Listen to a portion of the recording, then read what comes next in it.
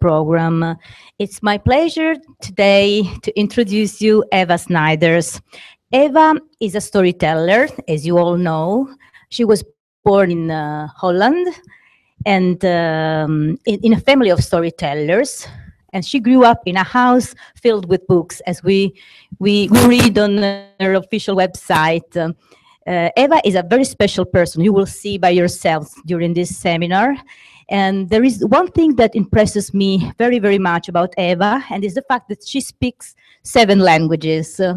So this is something that proves her curiosity towards words and the relationship between shape and meaning, I would say.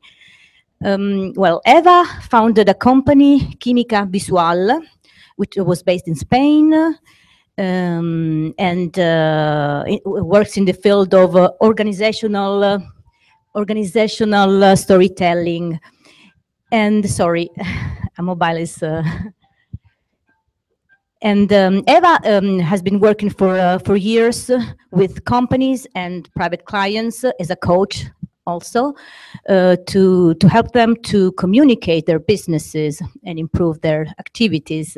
And one of the most recent experiences that she had was as a mentor for startup teams in Barcelona in Startup Bootcamp.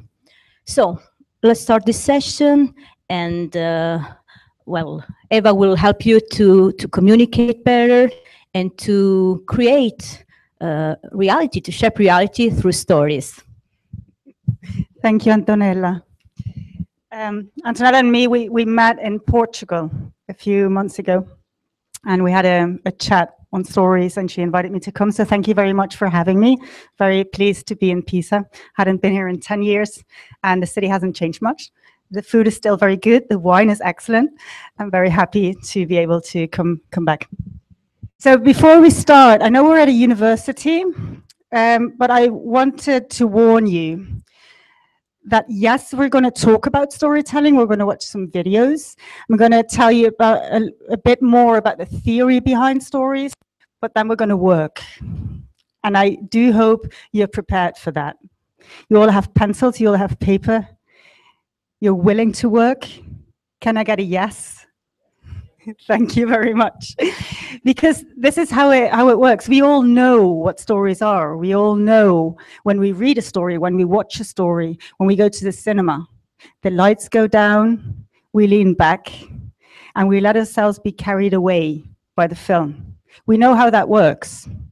But we can talk about that for 3 hours, and then we will still not be capable to shape a story of our own. And the only way I can see to get that done is to actually work. So I hope you're willing to do that. Welcome, benvenuti. I don't speak Italian, by the way, I'm very sorry. I can understand more or less, but I don't. So I was brought up in Holland. I told Antonella earlier that I always say that I'm from Maastricht, which is not entirely true. I was born in Heerlen, which is, if you ever have a chance to go there, the ugliest city in Holland. And that is not because I say so, it is because it has been top of the list of the ugliest cities in Holland for the past 20 years.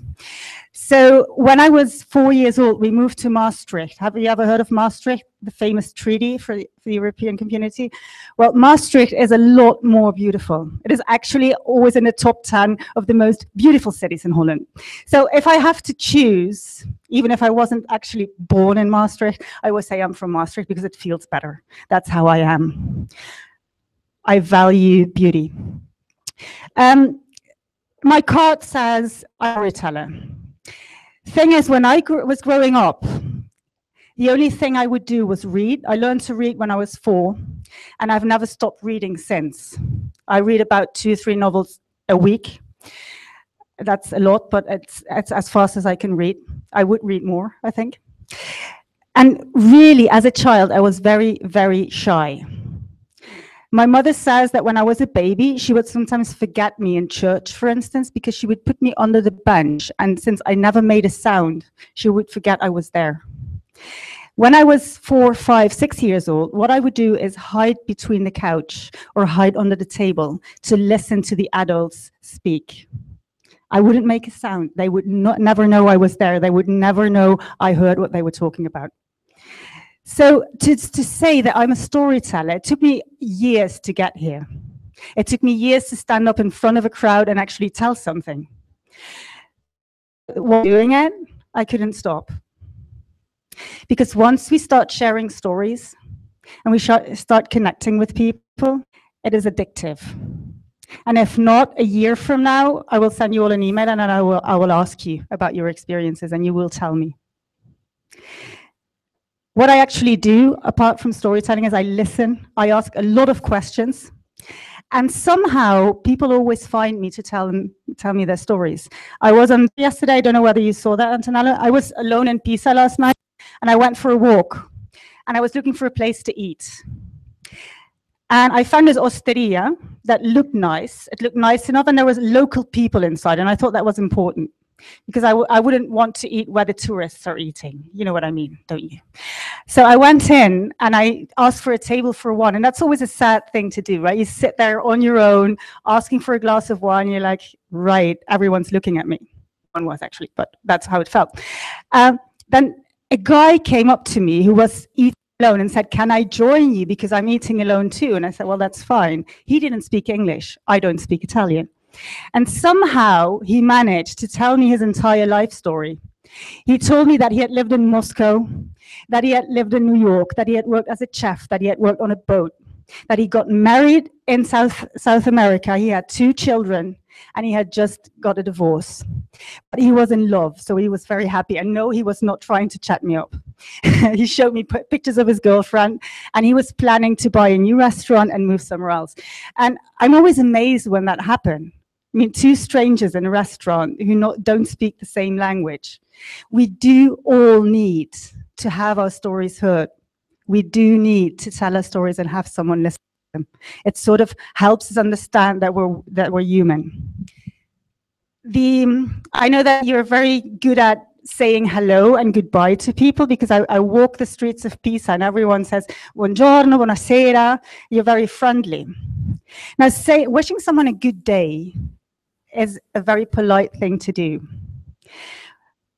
But there's cultures in this world who do other things when they approach each other. The Navajo Indians, you can't say Indians, but you will forgive me for that. The Native Americans, the Navajos, when they see someone, they stop in front of them. They stand, they look each other in the eye and say, I see you, I hear you. And they do so very consciously. They don't just say hello. They say, I'm in front of another human being and I recognize you. That, for me, is where stories start. After this short introduction, I think we can go on. If I'd ask you now, what is storytelling? What would you say? Volunteers, please. Oh, so I already told you I was a shy person. I can relate to that. But we grow over that, don't we? So what is storytelling? Just shout something at me. Sharing information. That's one thing, obviously. This is not about the right answer, by the way. Storytelling is many things. So yes, it is definitely also sharing information. What else? The way you share. And which way would that be for storytelling? In an interesting way. Yes. Yes. What's your name? Grazie, Marco. What else? What else is storytelling?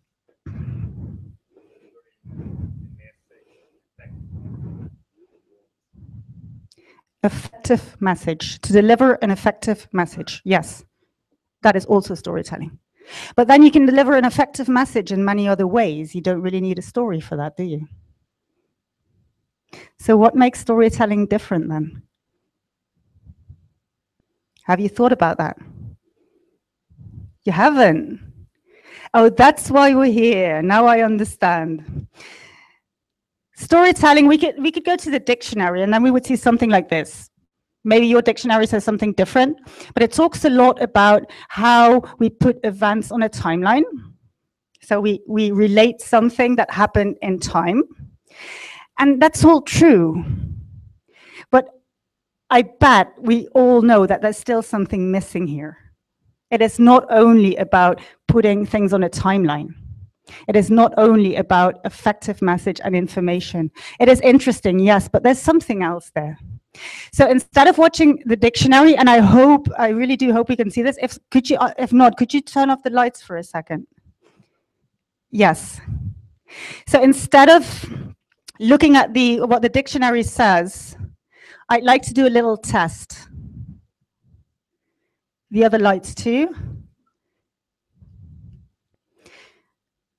This is a video, and it's a very old video, so it's a bit blurry and all, but still.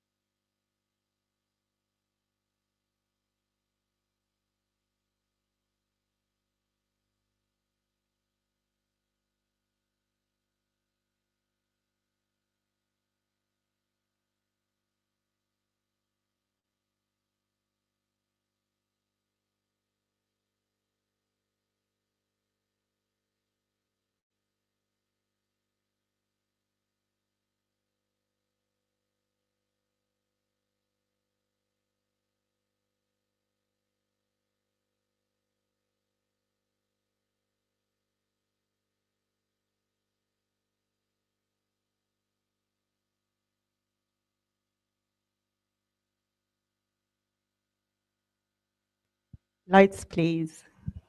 I always wanted to say that. So what did you see? What was that all about? There's a few people in the room whose names I know, so if there's no volunteers, Beatrice, I could just point at you and ask you to answer.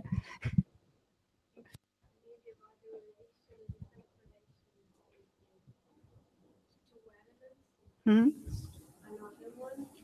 It's about two elements against another one. Hmm? A positive relation, complicity. Interesting, yes. What else? What else did you see? Thank you.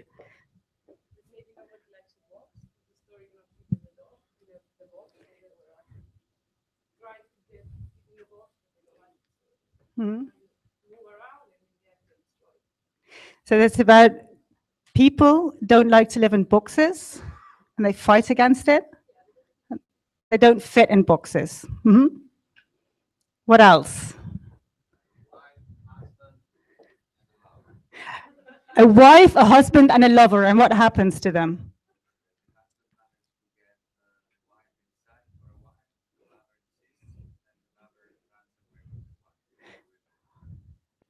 Oh, we don't know. So what are you saying is, because I don't think you can hear it from there, is that a husband and a wife are at home? The square is the house.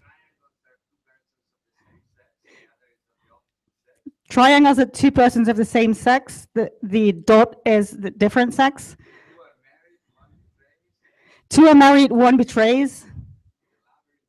The lover insists. This is Romeo and Juliet almost.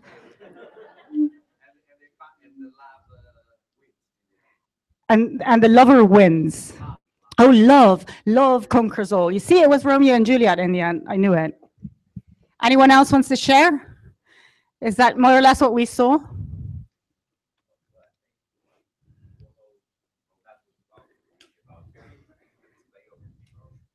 A display of emotions. Mm-hmm.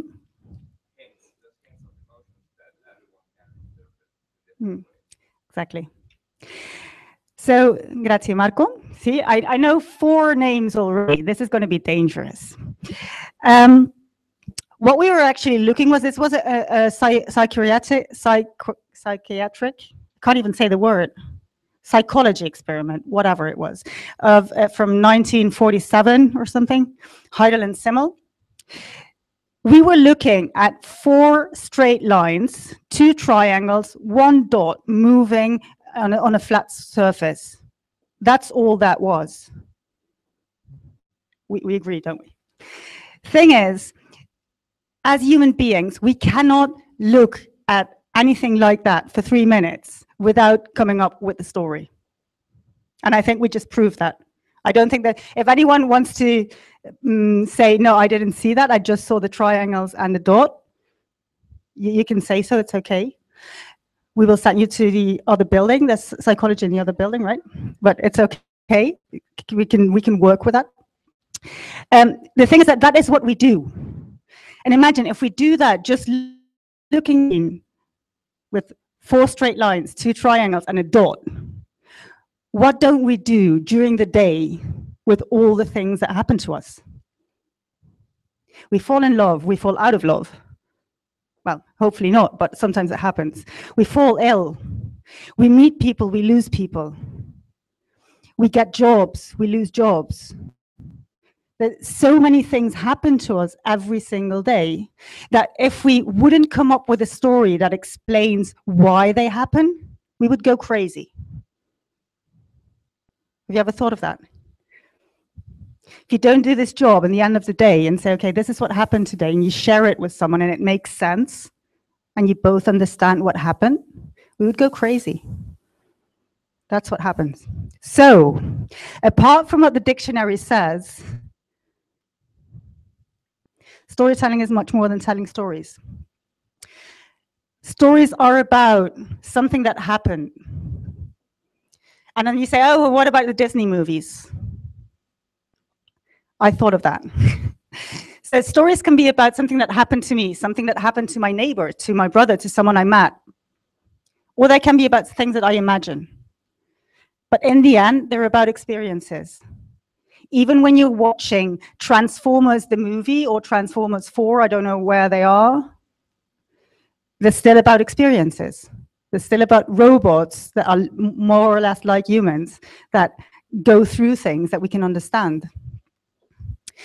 And stories are made to share.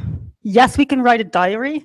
I think writing diaries is a very good thing to do because of the same thing, not going crazy. Not going crazy is a good thing.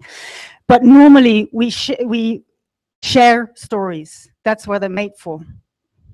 We encounter someone, share our story, the other person shares theirs. It's part of how we connect with people. There's a few people back there. Sorry if I do this, but it's a bit hard to see you because you're behind Giacomo. Ciao, Giacomo. This is something in film you cannot do. You cannot look into the camera and say, ciao, Giacomo, because Giacomo is supposed to be invisible. He's the cameraman. He's not part of the movie. Stories make sense out of our experience. You did all understand that? You did all see that, what I just said? Or is it just some theory of mine? About the dots and the squares and everything? You do see that. So when I mark that word sense in red, because one of the things that are very typical for stories and that have nothing to do with clear messages and efficient messages and interesting information is that stories speak to us through the senses. Stories are about images, are about sounds, are about the feeling of hot or cold on our skin, about feeling hungry, about having butterflies in your stomach, because that is how we experience the world. I stand here in front of you and I have a vision of a room full of people. I notice that it's a bit dry. The air is a bit dry here, drier than on the streets, I would say. It's warm, but maybe that's me, but I feel warm. All those things make up my experience. When later tonight I call my husband and I tell them about today, I will not tell him it was warm in the room, but it's part of my experience and it's part of what I try to transmit when I tell it. Okay? Stories are also journeys. This is a metaphor, by the way. You know how they say life is a journey?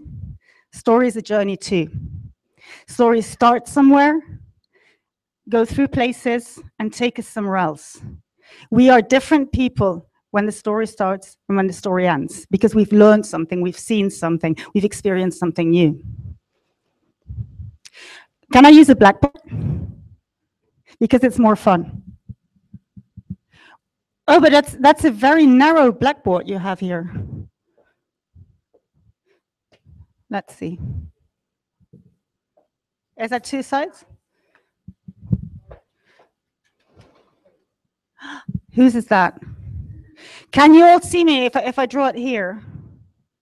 Yeah? Okay. Do you all know Cinderella? I cannot, anyway. Hey, I'm clever, ain't I? You know, in high school, I did maths and chemistry and biology, and it still shows.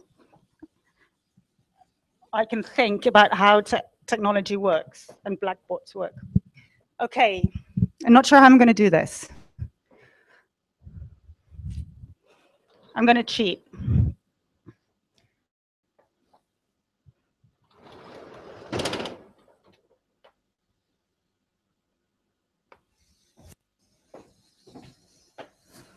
How many of you are in the science department?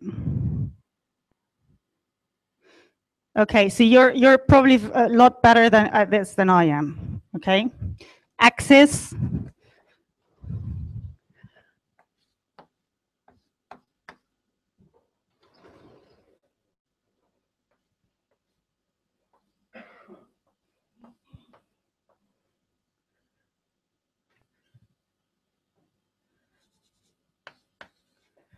Okay, this is a test.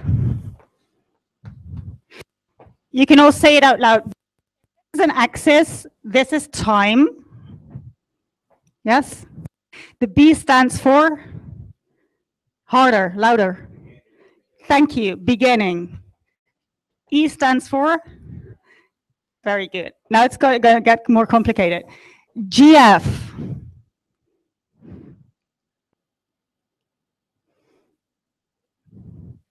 No? Good fortune. Aha. Okay, this one's easy. IF, ill fortune. Okay, but this is a story axe, right? Let's say we had a very simple story about this one guy. He wasn't very miserable. He was just somewhere here, so let's say, living an ordinary life, nothing special going on. This man, however, got a call from the police, and they thought he was involved in a murder. Oh dear. Desperate. What happened? What just happened to my life? I was just doing great. I was fine. He's taken to the police station. He spends the night in jail. He calls a friend who's a lawyer. And then apparently, he was, how do you say that? They had a picture of someone who looked just like him, but he wasn't the murderer. So he gets out of jail, goes home, and goes back to his life. That's a story, right? You do recognize that that's a story. I could have told it better, I know. I know. Other story. Let's say a guy who was a bit, he wasn't very happy. This is a young guy. He's 20-something. Maybe he's a student. And he doesn't have a girlfriend. So he's not really, really happy with his life. One night, he goes out with his mates, and he sees this girl, and she's like, I can't even reach so far. She's like the prettiest girl he's ever seen, and she's fun, and she's witty, and she's amazing. But she doesn't even want to talk to him. He's here somewhere now. So he sits in a corner, drinking on his own. You know what happens when you do that? Drinking alone is a very bad thing to do. So he sits there, drinking, like, I'm so alone, nobody wants me, no girl's looking at me, this is not, I mean, why am I even living? Then his friend comes to him and says, I can help you. I did this course about how to get a woman. And he starts training him about how to write love letters, how to write songs, how to talk to girls, what to say to them. And then they go out again, and he starts talking to this girl, and she's listening. And she actually accepts a beer from him. And by the end of the night, they're dancing. And they go home together. Nice, huh? So if we understand this, this is about a person, something happens, they get into trouble, something else happens, they get out of trouble. Those are stories, they're very easy stories. Now, who remembers Cinderella? You're going to help me with this then. Cinderella, where does the story start? The main character, Cinderella, where is she on the good fortune, ill fortune axis? Somewhere here? Yeah, she's living in a basement, eating with the rats, right? So she'll probably be somewhere here. Her mother has died. Her father has married a witch. She has two stepsisters that are awful, awful to her. So she must be somewhere here. Then what happens? Shout it at me, please. She's living in a basement all by herself, very sad. What happens? Come on, you remember the story. That's what you said.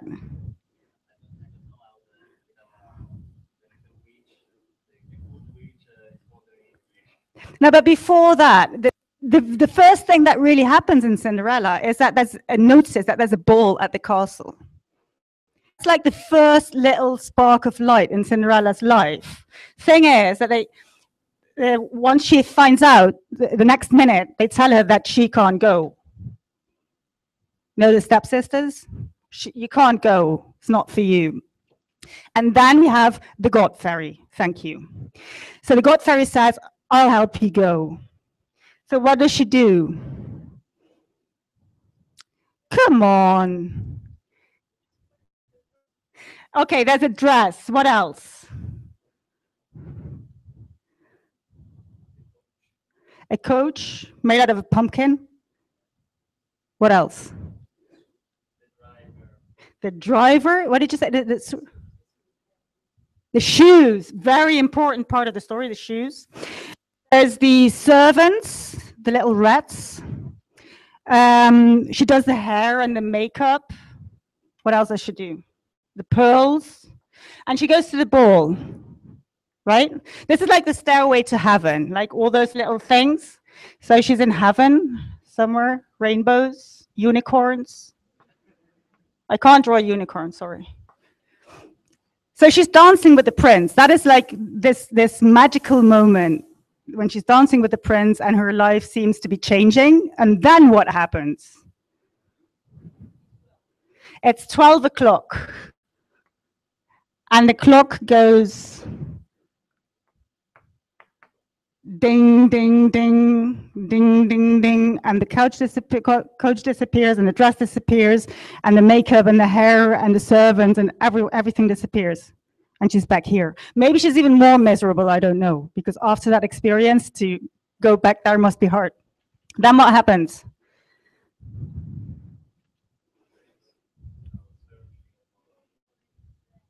Exactly, the shoe, right? The shoe. So the prince starts looking for her with a shoe. Who will fit the shoe? And I don't know if anyone has read the original version, not the Disney version.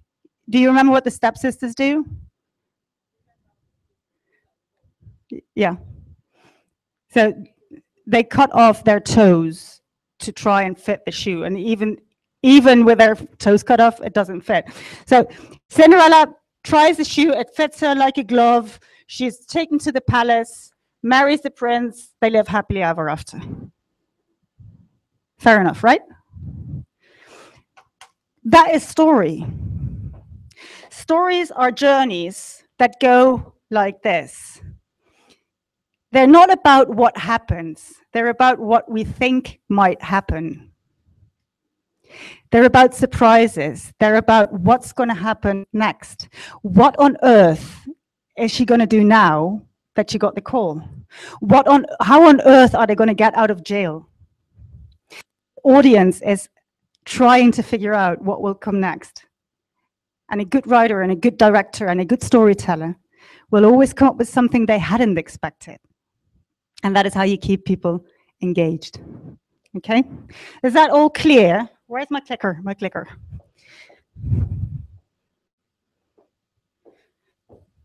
Thing is that this is like one way to explain how stories work with crisis and denouement.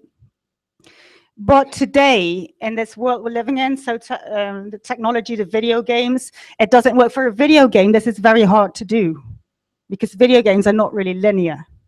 Yeah, they depend on how you play. Do you all play video games? You do? You don't? You do? You don't? Some don't. Okay.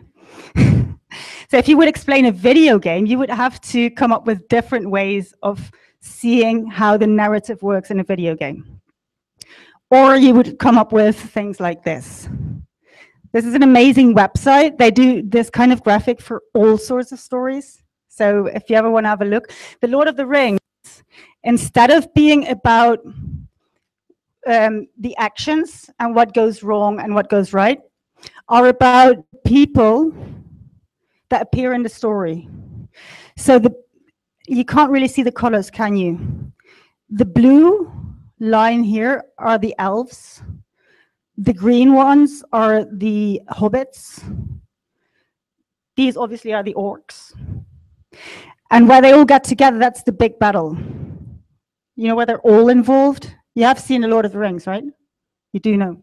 So this is where they all get together and it's a big battle and then they'll go back home, except for the orcs who all die. That's why the line stops there, okay? Star Wars is about the planets they visit, so it's more like a space journey. These are all places they visit. Does anyone know 12 Angry Men? It's about a jury, 12 people in a room discussing the verdict. So this is the story of 12 Angry Men. I think that's really brilliant. So there's many ways, and why am I showing this? Because we're going to work with this, and I want to say, okay, this is one way, but there's many other ways. There's no just one way to visualize a story. One other thing I always think is important to think about for a minute is that this is where we came from. And I'm sorry if it's a bit hard to see with the light, but when you look up storytelling in Google, there's like two images that pop up. One is book. I don't know why, because books are books. Books are not necessarily storytelling, they're books. And then there's this picture, people sitting around a fire, sharing stories. This is where storytelling comes from, and we all know that. We all know that before we had books and TV and all the things we have today to entertain ourselves, we would sit together at the end of the day and share what had happened to us. The beauty about this, it's a very democratic thing to do. You know, the circle is like King Arthur's table, where everyone has the same right. Each person can stand up and tell their story and sit down and listen to other stories. So there's no leader in this scheme. There's no one person who speaks and the rest is listening and that's it. But since we're a very sophisticated kind of animal, we came up with this thing called theater. So for thousands and thousands of years, we had been sharing stories around a fire, and then we came up with theater. Theater is different. Theater is not about people sitting in a circle. It is about actors on a stage, audience in the room. There's a difference. There are two different roles. They're very much defined. The people in the audience do not go on stage, and the people who are on stage do not go into the audience. Maybe today in contemporary theater we do, but classical theater, no way. Actors do not interact with the audience. They play their play. There's a fourth wall here. So we do not interact with the people on the other side of that wall. Then we got the book press. And all of a sudden, stories did not depend on being with someone. You could just sit, if you could read, because when the book press was invented, many people could still not read and write. You could sit at home and just read a story and imagine everything in your head. You didn't need anyone else to be present. And you didn't need to know the author or be in touch with them.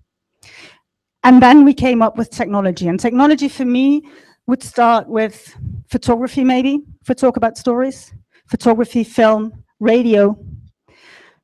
What happens now that we have internet? The way I like to see it is that in a way, we have come back to the fire. Because today we can speak with people who are in Australia, who are in Japan, who are 3 o'clock at night, while here it's 2 o'clock in the afternoon and we're eating. And we can talk to people. We can talk to people one-on-one. And we can almost talk to people looking them in the eyes. We can use Google Hangout and we can use Skype. So in a way, we're back to there. We're back to being able to just tell stories from one person to another. We're out of this whole mass media scheme we had, where one brand or one politician or one leader would stand on a platform and just shout at the audience. We're back at Obama showing that he has a new dog. I mean, like 30 years ago, we wouldn't have seen those things. But now we value them again. We value the person behind the brand. We value that someone shares something of their personal life with us. Do we all see it? Have we noticed that tendency? Have we noticed that? That people are becoming more personable. It's no longer about you represent something or you have a role. We connect to one another. Okay. So what that actually means is that from a very simple worldview, where things were flat, where things were schematic, where things were graphic, and today we have this. This is, I choose this picture because this is the Queen of England, the lady in yellow. And I actually saw this on TV, but I cannot find the video for the love of me, because her reactions are really amazing. Because she's this really old lady. She's 80 what? And she's sitting there and she's like, oh, like she cannot believe what she's seeing. Because this gentleman here from the British Science Institute, he is talking about the world, about the globe, about natural phenomena. This is about weather, but he also talks about oceans and about animals and about all sorts of things. And this holographic globe, because it's not a physical thing, it is a projection. It changes while he talks. And it's like a live illustration that moves while he's speaking. And it's really beautiful to see. So we've come from very simple ideas, from hierarchies, from knowing who's the boss, who's responsible for the budget, who's responsible for these people underneath. Very important, the word underneath, to this. There's organizations today that work on project basis, not on departments or divisions, where people are not necessarily more important than other people. We've come from very linear communication, one person sending out messages, one brand, role, politician sending messages to the mass, to this. Today, communication is all about influence. It is about each little dot that represents a person can influence the system. Each dot, when it moves, it takes away other dots. It moves other dots with them in the system. That is where we are today. We live in this world where we already have all the information. You have all the information in the world in your pocket. I don't know, I do that too. My husband gets very angry when I do that. We're typically having dinner and we will discuss.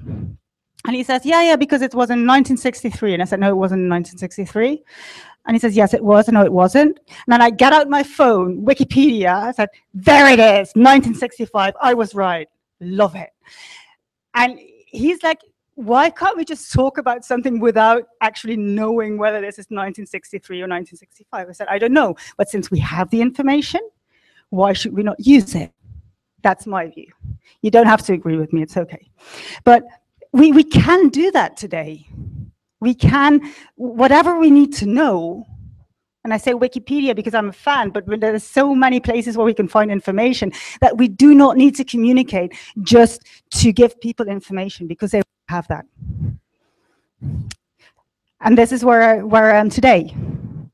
We have the information, but we need to connect the dots. So communication today is far more about giving meaning to what is already out there than to actually just giving out the information, because we have that. Are we good? Have you fallen asleep yet? Just checking in. Okay. Is it okay if I drink water? I'm not sure I can open this. It's just too much. I need an extra hand. Thank you.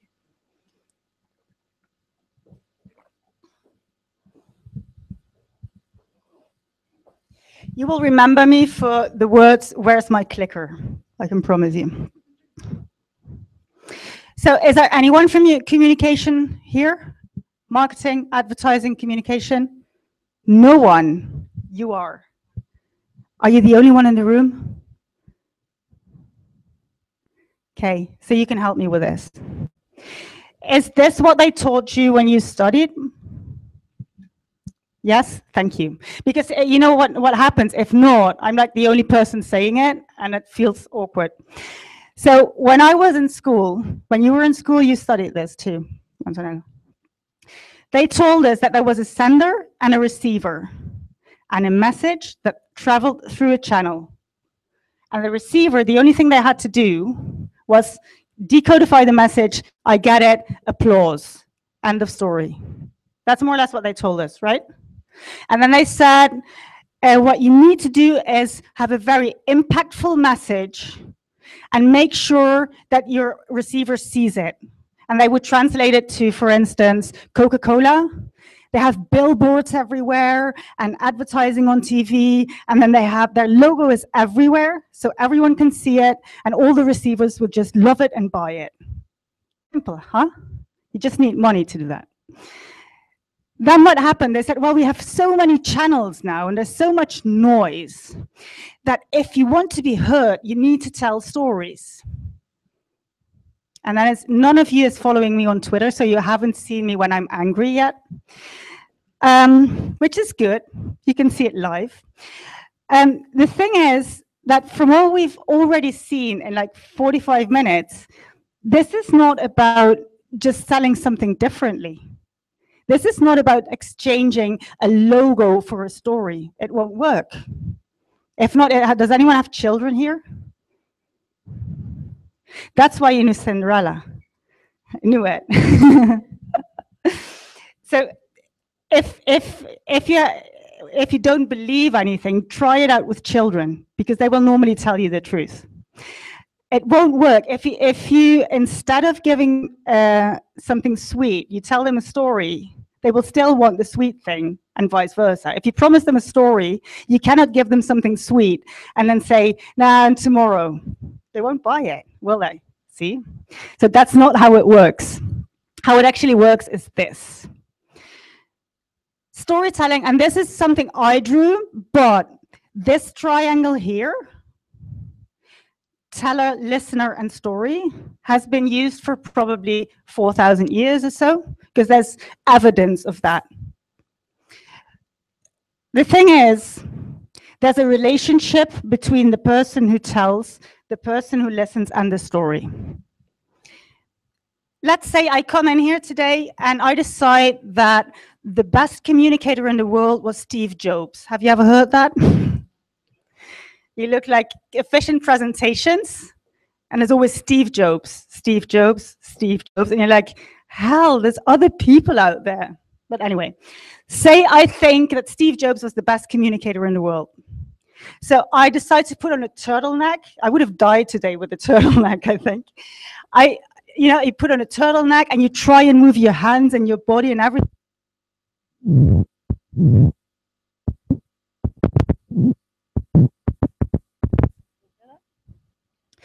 So let's say I try and do that. Would it work? Would I still be believable? It's hard to imagine, right, that I look like Steve Jobs. I know. Thing is, I need to look like me, not like Steve Jobs, and I need to find a way that works for me in moving my hands and using my voice in the things I tell. It would never be the same if, say, your boss tells you something or your best friend tells you something. Say your boss tells you, does anyone work here? Well, I don't have a boss. But say your boss tells you that you need to improve a skill, like you're too shy, you need to go out there, and you need to present in public. You feel like you have to do that because it's your boss telling you. If a friend tells you so, he can tell you exactly the same words. It will not feel the same. Because there's a very different relationship between you and your friend, and I hope so, between you and your boss. Okay. Who's listening is also different. You could tell what happened, like say your grandmother died, and a friend calls and you tell him what happened, and then your 6-year-old nephew calls and says, what happened to grandma? What you tell them will never be the same because they're different persons. You can tell Cinderella. Cinderella, maybe not. We had a film in Spain came out last year about Snowy White. Has anyone seen it? A black and white silent film. I'm not sure it was shown in Italy. But we have the Little Red Riding Hood by Terry Gilliam. Terry Gilliam from Monty Python, please, someone.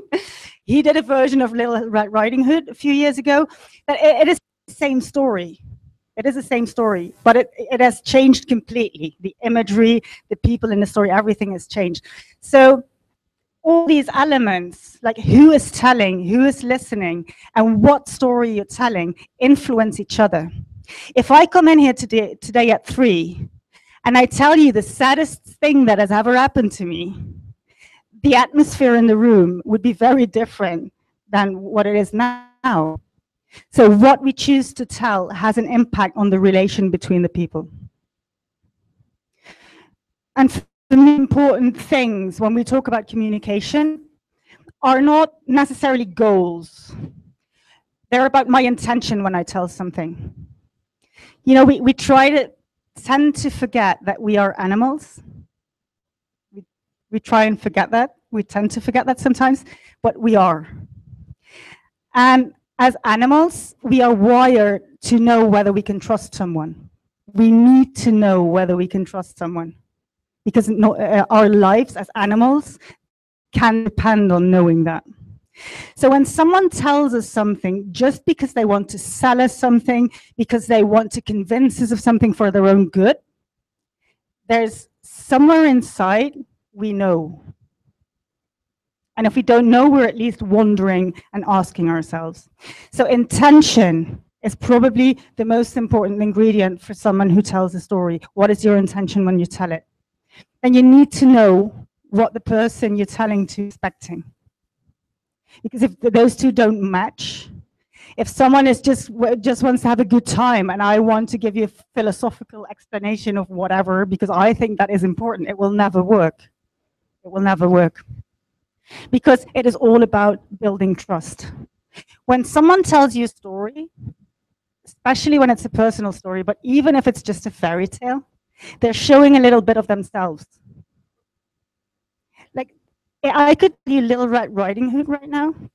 Should I? No, should I? And the way I tell that story and the reason I choose that story to tell, all those little things say something about me. So you get to know me a little bit because I share that story.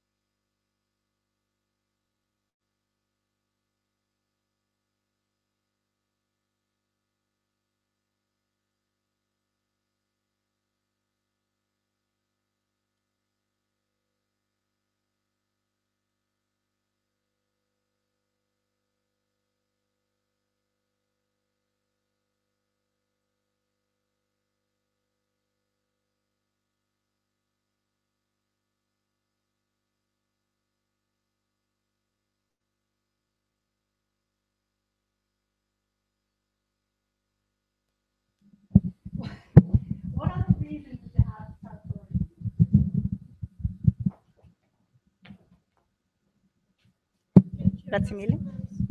To catch, like find customers.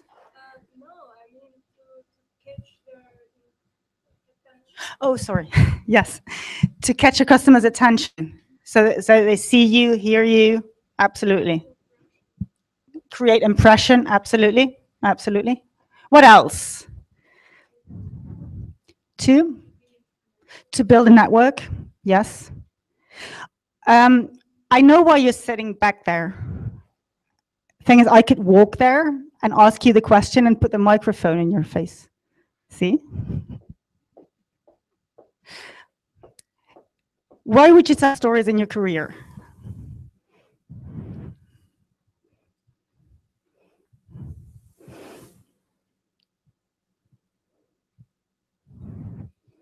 Come on. Get money. Get money. To get money, like you would like to sell stories.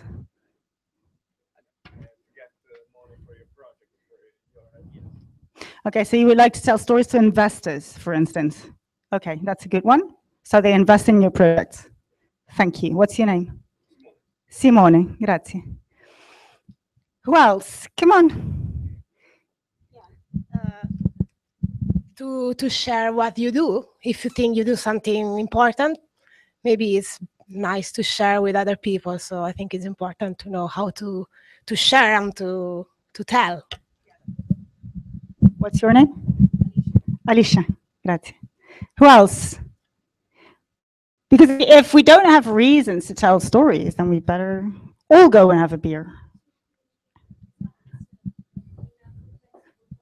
To communicate results and yes, absolutely, absolutely. Just beyond all the graphics and the numbers and the charts, absolutely. What else?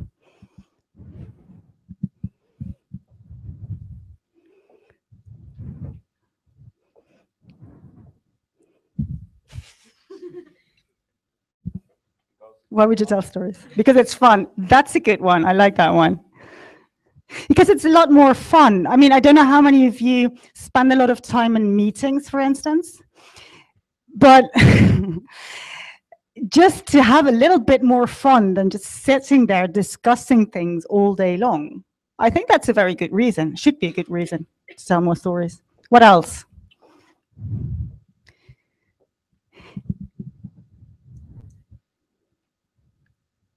I can ask different questions if you want to. I could ask you, if I had asked you 2 weeks ago, what would you like to learn from me? What would you have said?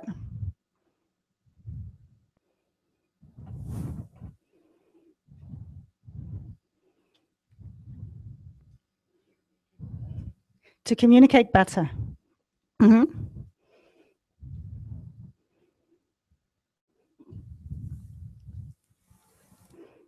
What would you have asked me?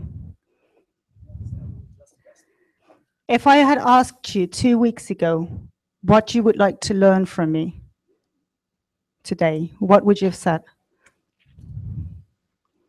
Some narrative capabilities for explaining complicated concepts in a simple way. Oh, that's a very good one. I like that one. To explain complicated things in a less complex way, in a simpler way. Because when you're talking science, that is an issue too. True, true, absolutely. Anything else? Are we missing anything important here? But I like the thing that it is just more fun. It is more fun to listen to stories and to share data. And I'm very sorry to say that in the science faculty, but I still do believe so. When and where would you tell stories? You already said customers, clients, you said investors, we had. Anything else? Colleagues, absolutely. Family, why not? Family people too, right? Most families are.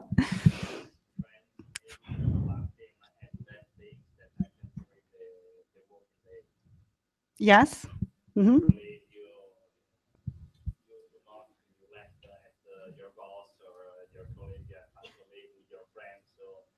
Mm-hmm.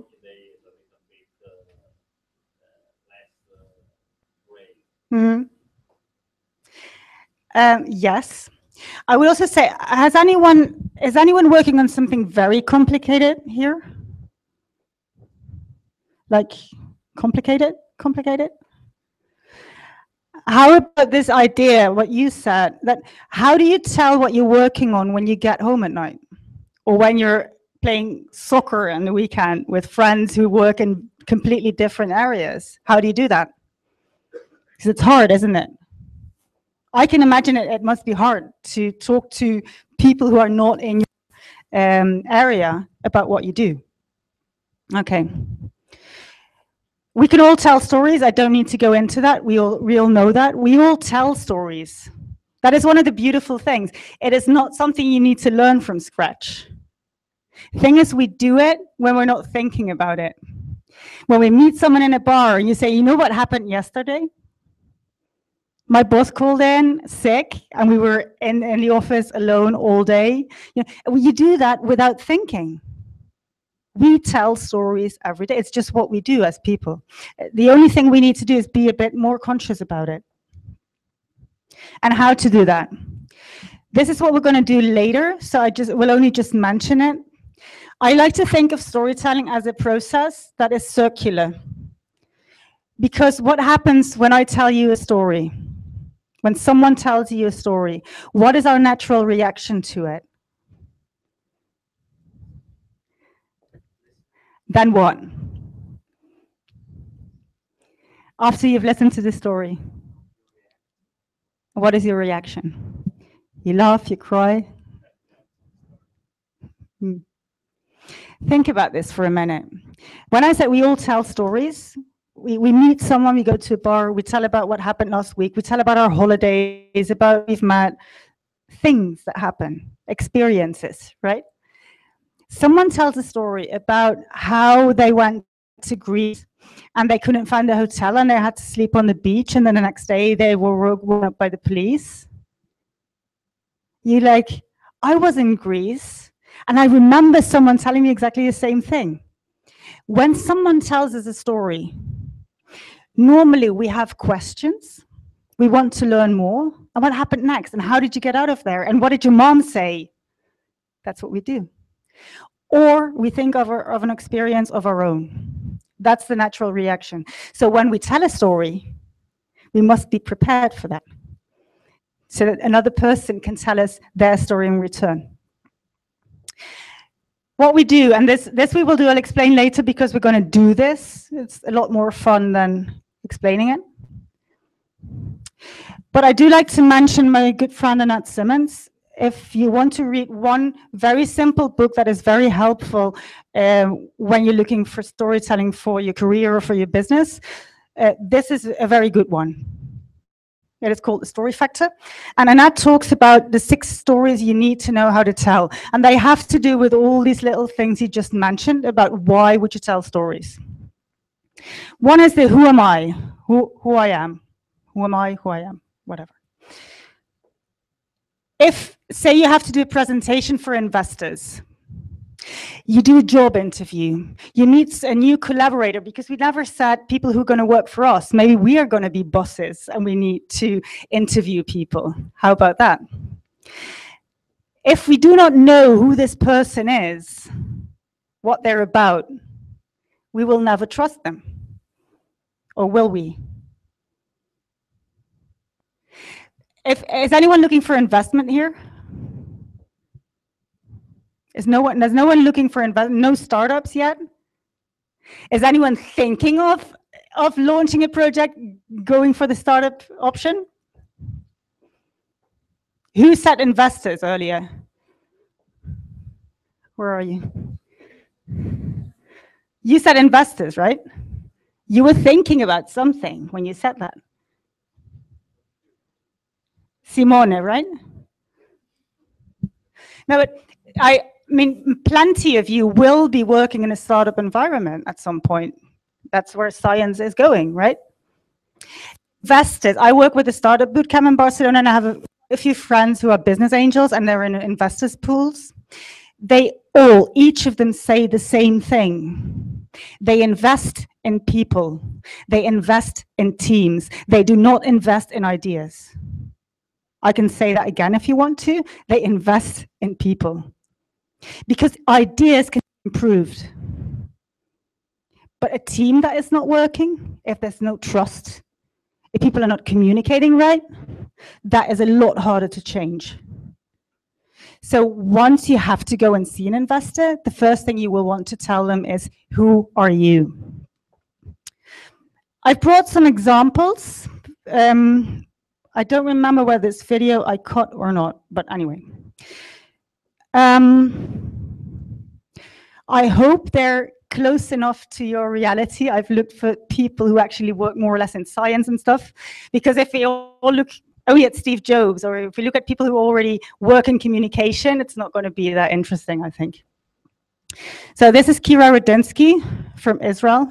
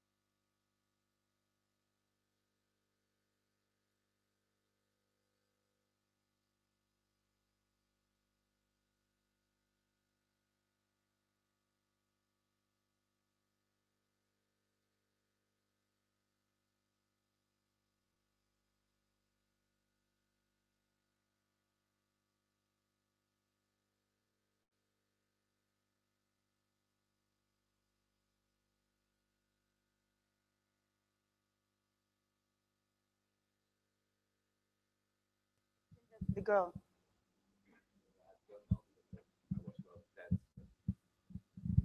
Okay.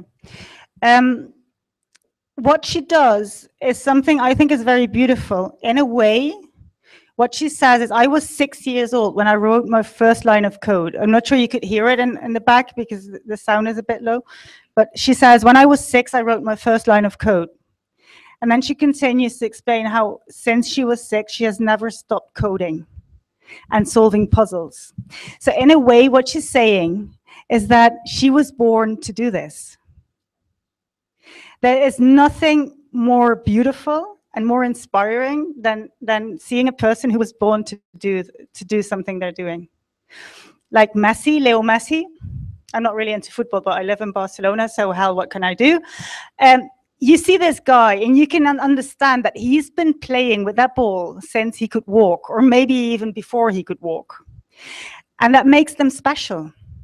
And I know it is not that obvious in every person, but to help someone see that you've been working on something all your life, you've been worried about something, your attention was there all the time, helps them see that you're the perfect person to be there.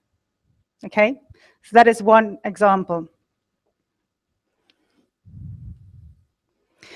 Why am I here? Say if you want to go and meet an investor, to just tell them that you're there for their money and for their mentorship or whatever you want from them is always better than have them guess what you're doing there. If I have to guess why you're talking to me, I'm not paying attention to what you're actually saying, so it's always better to tell it. And to say it up front in certain cultures is a good thing. You just say, I just want your money, and they're good with that, but not in every culture. I'm not sure about Italy, if you could do that. So telling them a little something about why you're here is also a good thing. This is a guy, Matt Haler. He talks about the beauty of IT, or making IT beautiful. And he starts with a personal experience, like, why am I so obsessed with this? Why do I think you should listen to me? And I hope you can hear this better.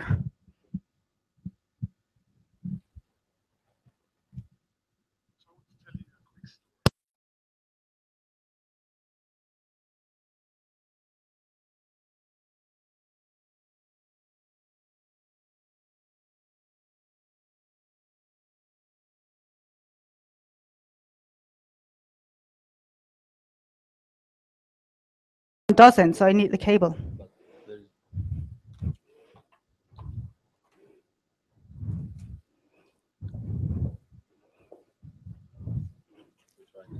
Isn't there any?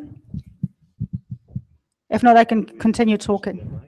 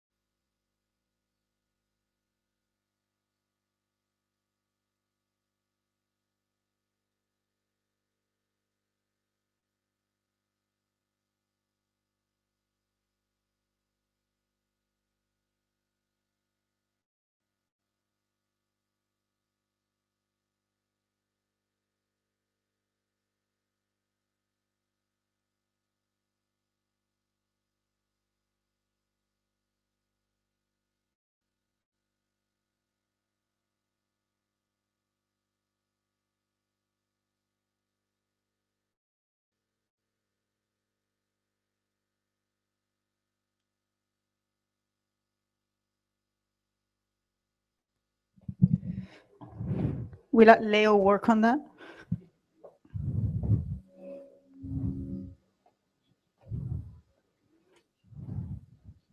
But there has to be. Can you hear the video? You can hear it there.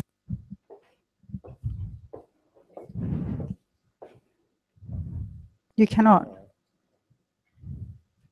I'm going to try with the microphone. If it makes a horrible sound, you're to blame. Okay?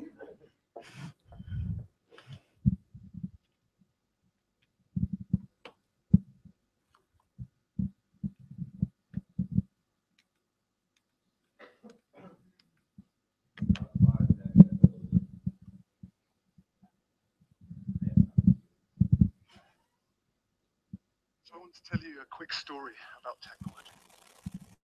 We're sitting on this bus, it's completely packed, all the seats are taken. And at the next stop, a big group of people get on, and so I have to give up my seat to a youngish mum and a baby. And so now I'm standing up in this scroll. Because the microphone only works like this. About 2 months old, but it already knew how to be angry. It was angry deep down. And it decides that I've wronged it in some really fundamental way, because it just looks up at me, it looks me right in the eye, and it just starts to bawl. And as mother, she looks down at her infant child, and I'm guessing that she really loved it, like you always love the first one, because she follows its eye line, and she tracks up, and she looks at me, and she glares, and she rolls her eyes, and she looks back at me.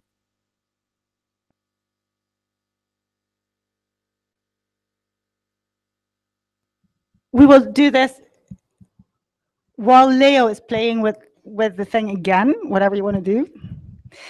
So Matt Haler was invited to speak at TEDx about the beauty of IT. And what he decided to do was to start his conference by talking about, while the other day he was on the bus. Please close it down. So instead of starting his conference by saying, what we all need to do is think about that technology is beautiful and work on that, he said, the other day I was on the bus and I saw this girl with an iPad, this other guy with an iPhone. And one was playing a game and the other one was taking selfies. And then there was this other guy who was playing music and this other guy who was watching a video. And this little boy who was looking something up on Google for his mother. And all of a sudden I said, I realized that this is already part of our lives. This is no longer something we can talk about like, what can we build for the future? This is part of our lives. And he said, but we are, as adults, we're so scared of letting the children just play and explore and do something with this, that we think that we need to figure out what they have to do with it. And we need to stop thinking like that and just let them play so things can evolve naturally. But the beauty is that he really explains the bus ride, and it's really, I can't do it because I don't know the story by heart, but he explains it in a very funny way, so people understand what he's talking about. My vision. This is something whenever you have to talk about a project, whenever you are asked for a job interview, where do you want to be 5 years from now? You cannot just, yeah, you could do that. You can ask, you can just say, in 5 years, I would like to be the responsible for the department. That's an answer. I don't think anyone would remember you if you just give that answer. These data are not very memorable. That's why you have to study so hard to learn them by heart. If, in turn, you can tell them a story about how you see the world in 5 years, how you see yourself, how you imagine things. Do we all remember Martin Luther King? Even if he wasn't really telling a story, I always say that Martin Luther King was a very good preacher. He was not necessarily such a good storyteller. But what he did was brilliant. He painted a picture of a world that no one until then had even imagined. We look at it now from 2015, and we look at it from Europe. So for us, it's different. But when he gave that speech in 59, 60, whatever it was, the images he painted, where he talked about black girls and black and white boys walking hand in hand to the same school, that was science fiction. That was beyond science fiction.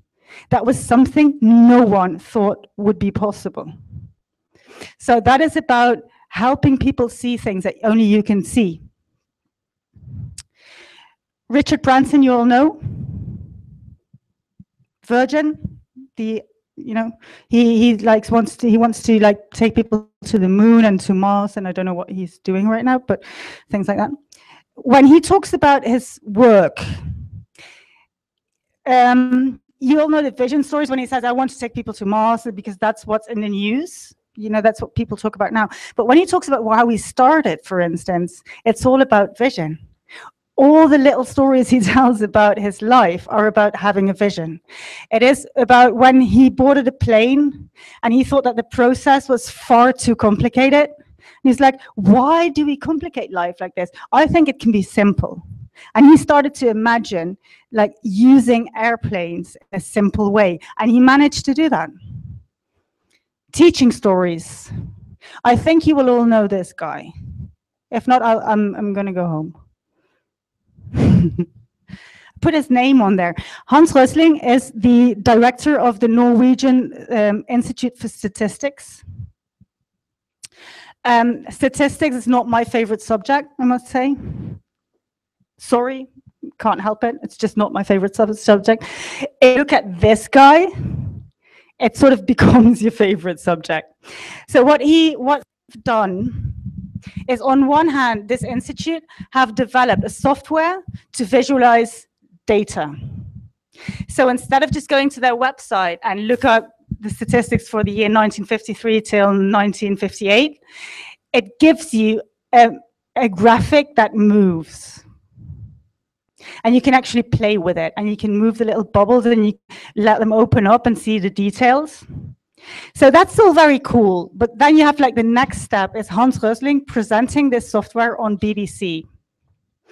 Instead of showing the website, what they did was they projected the axis in the air. Okay, yeah, I have to do it this way, I'm sorry. So they projected the axis, and he starts talking about the world population and why we are poor and rich and sick. And he says he has a very positive view of where the world is heading.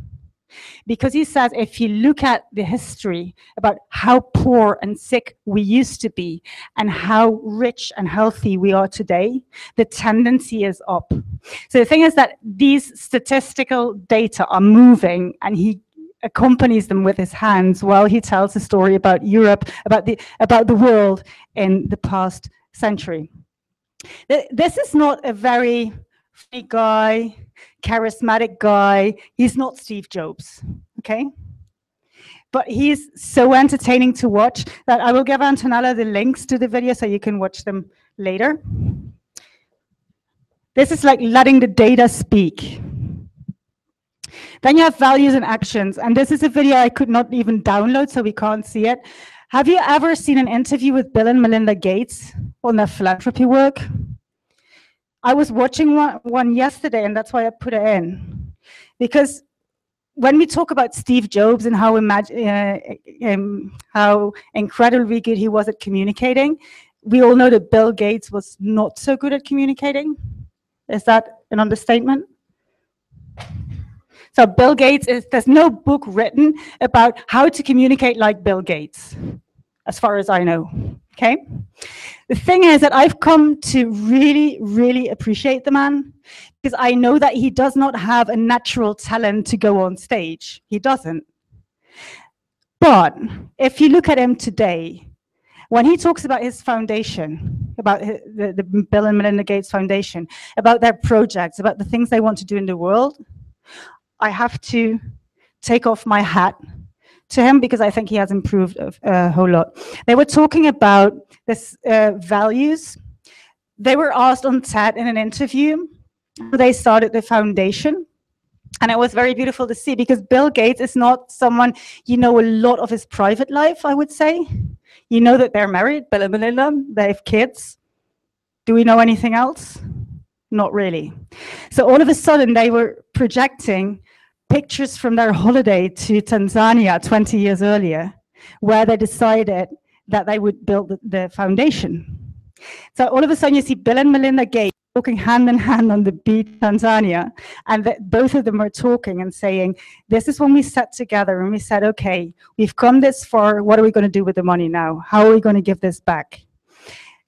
And all in Bill Gates is no longer just the CEO or the founder of Microsoft. He becomes a person who believes in things, a person who things. And I actually kind of liked him, and feels a bit weird to say so, but I really liked him when he was talking. So this is another video that you definitely will want to see. This is another one. I know what you're thinking. If you're going to present for an audience or you're going to see an investor, normally people will have some prejudices about you. There's things they will think that maybe you're too young to handle so much money, or that you don't know enough about the theme you're going to talk about, the subject you're going to talk about, or whatever. They will be thinking things, because that too is what humans do. It would be nice if we didn't do it, but we do. So if you already know that, take that into account. And one of them examples I know is the following. John was a very brilliant guy. He was like the best of his year, all straight A's. He studied, and he was finished at university by the age of 21 and did his PhD and a master's. By the time he was 26, he already was a director for a big company. By the time he was 32, he got appointed CEO of another company. And this is the day he had to present for the board. John knew very well that he looked like the typical, you know, these college films in the US, you know, where they all have sweaters, and there's always this good-looking sports guy who's not very clever, or maybe he is, but he's like the blonde Brad Pitt kind of guy, the popular one, and then there's the nerd. You know, they're very clever, but they're not good at sports, they don't have a girlfriend, they don't drink, whatever it is. So John knew he looked like that guy from college, the popular one.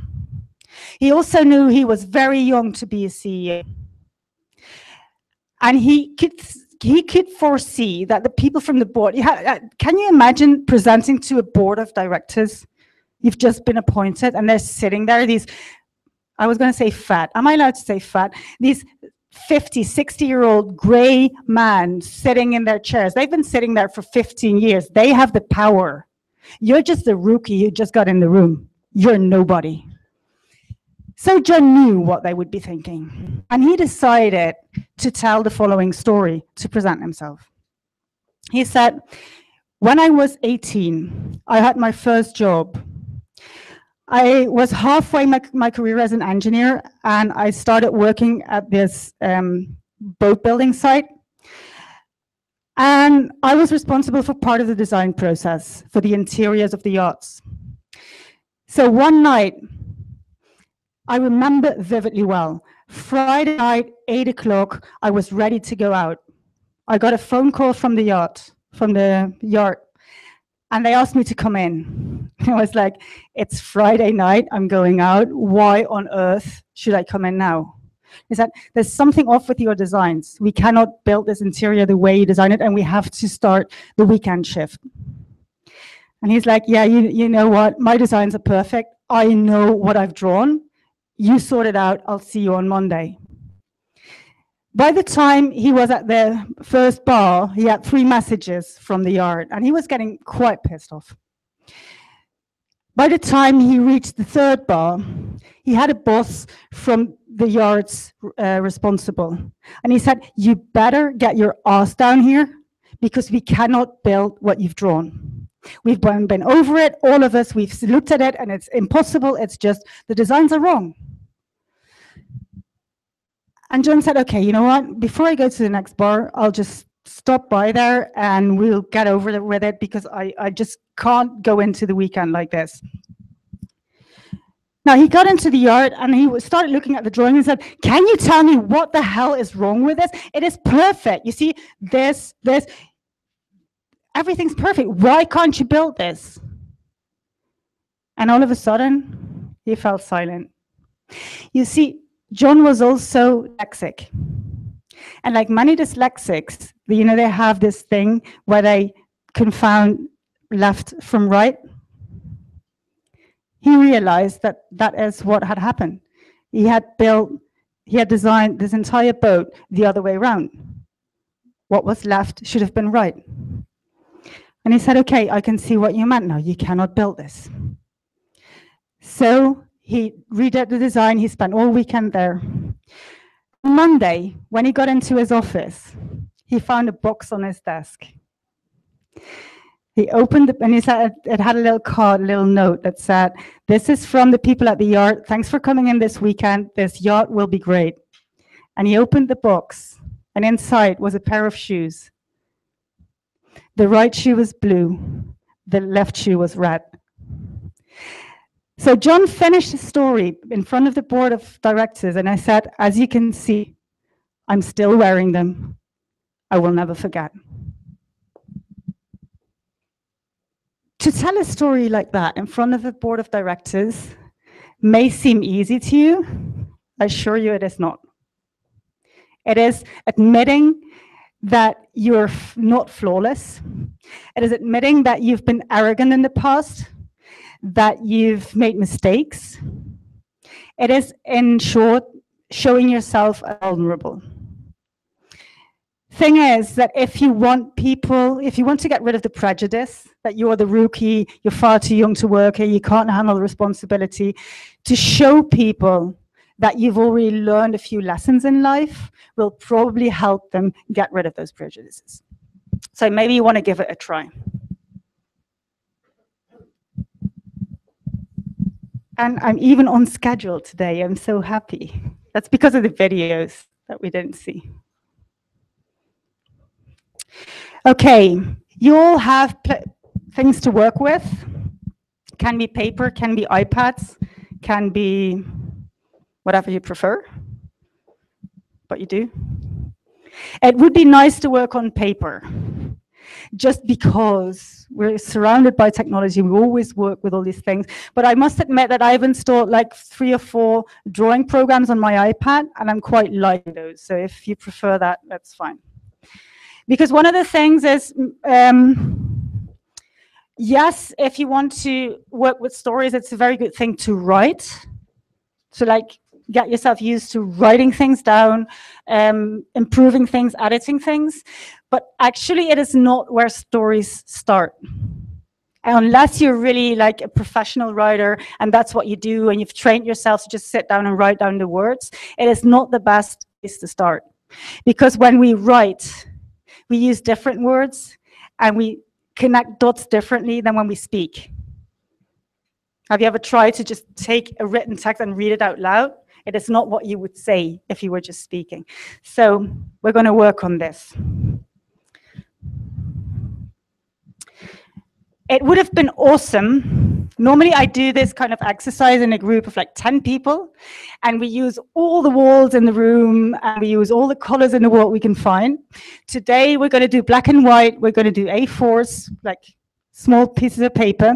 If you want to try this at home, please, for the love of you, use the biggest paper you can find, because you have to be generous with yourself. What we're going to do is call the river of life. I said earlier that stories are journeys. Our entire lives, in fact, are journeys. We start at a point, we go places, and it ends somewhere. The journeys end somewhere, and we all know that. What we're going to do is, you remember the things we drew there? Remember the pictures I said you don't have to do it like that. You can draw all the types of lines. The Star Wars and those things, yes? Lord of the Rings. So imagine if your life is a journey and you have to draw it on a piece of paper. Where did it start and where are you now? And what does the line that took you from one place to the other look like? Is that clear, or do you want me to repeat it?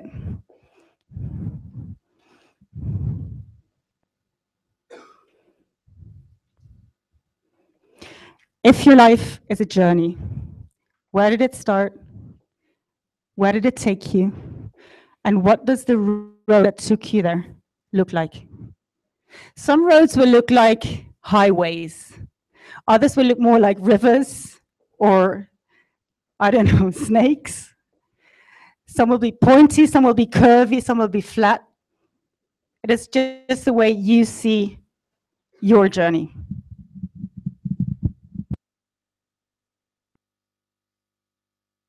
Questions?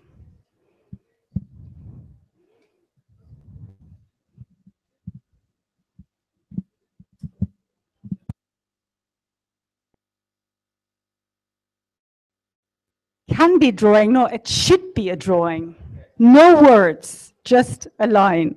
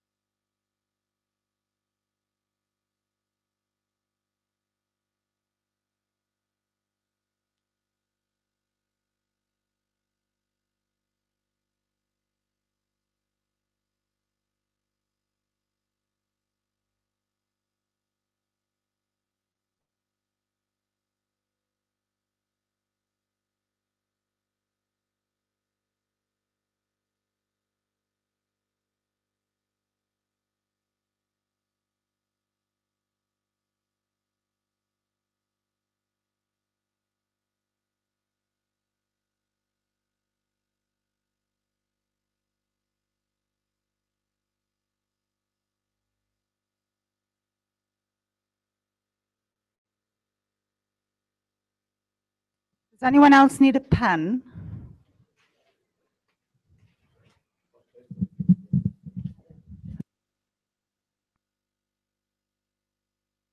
Does anyone need paper? No?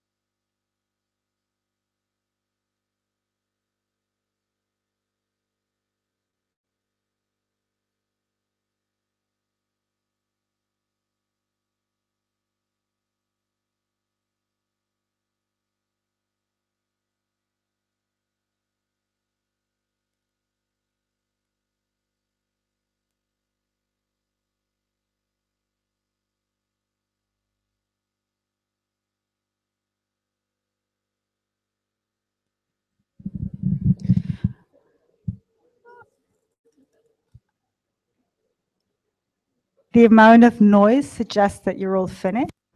Are you all finished? Who needs more time?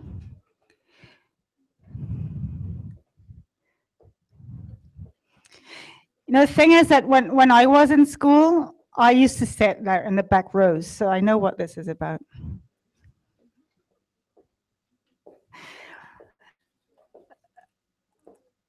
Does anyone need more time?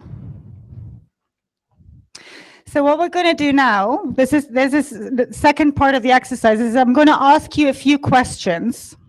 Well, quite a few. This is called rapid fire.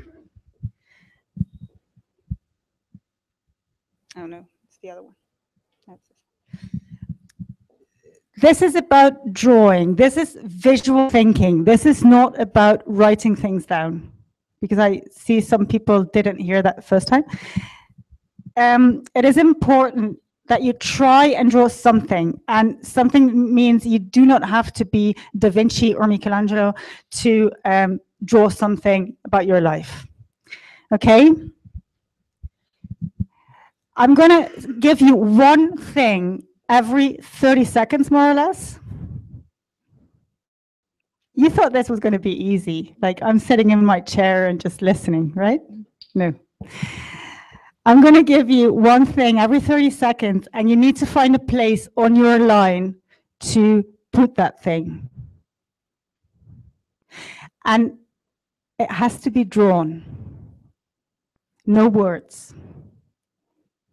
Maybe there could be, say a word like RIP, maybe, but we'd have to discuss that. Are you all ready?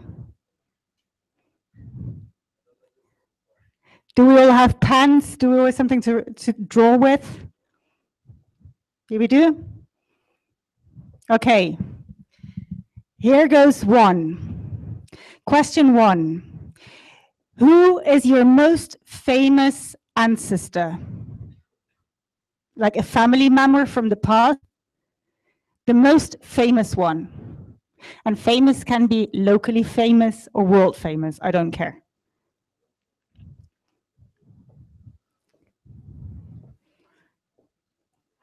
Draw that person at some point in your life, when they were present, when you first heard about them, when you first met them. I don't know.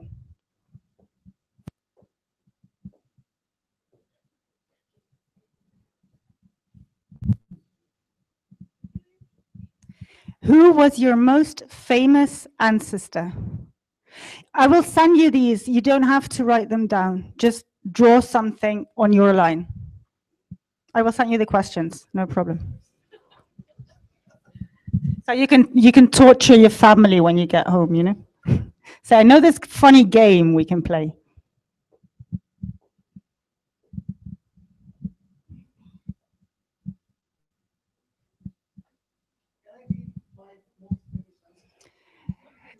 You can be your own ancestor in any way.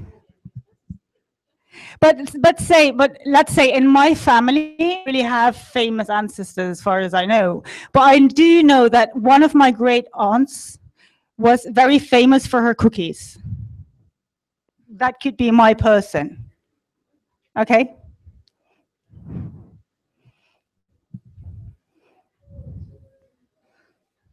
This is not science, ladies and gentlemen. This is something else.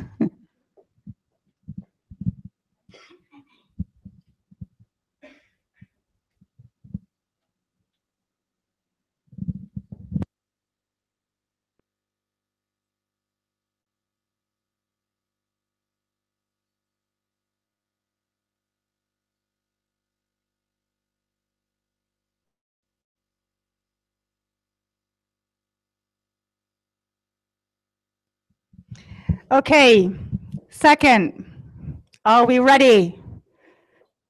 I can do this faster if you need to. How did your parents meet? How did your parents meet? If it's easier to find an image, maybe you can think about the where.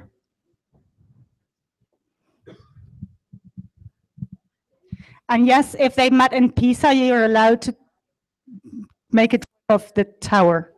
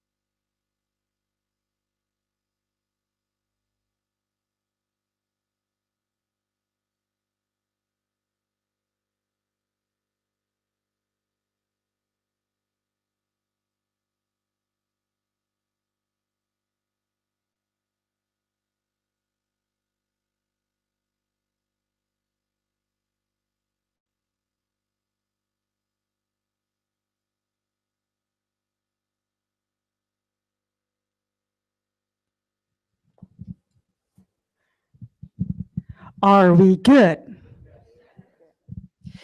What is your first memory of a vacation? Holidays.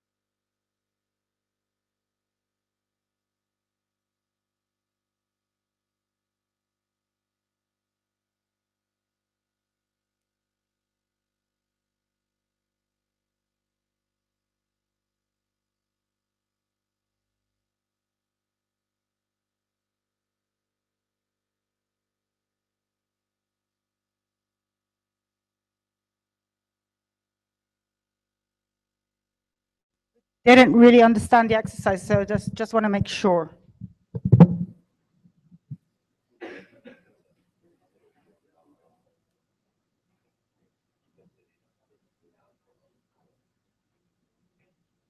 Let's say that I was born here.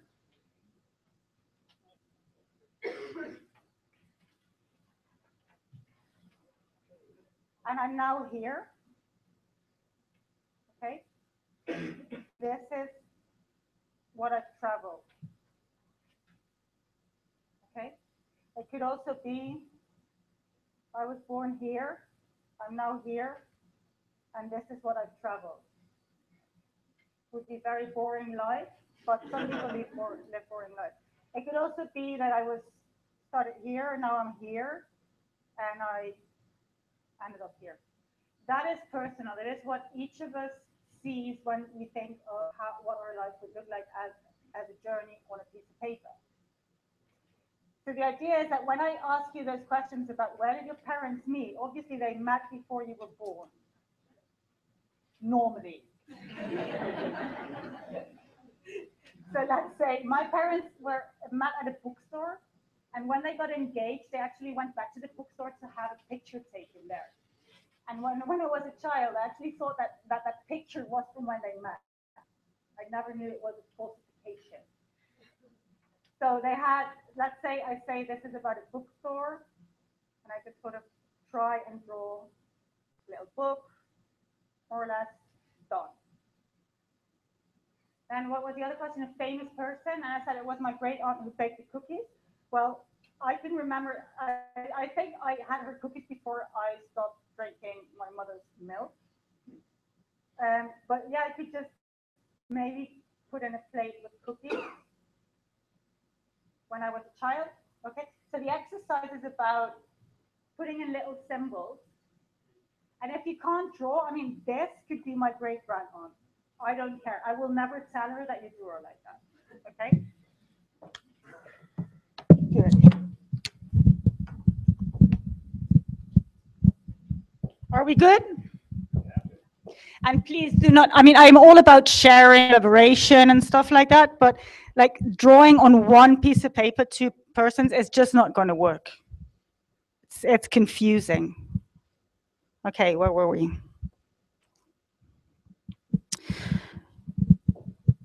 What is your first memory of school? Normally our mothers would say, oh, you were crying the first day, and that is not what we remember, but it's what they remember.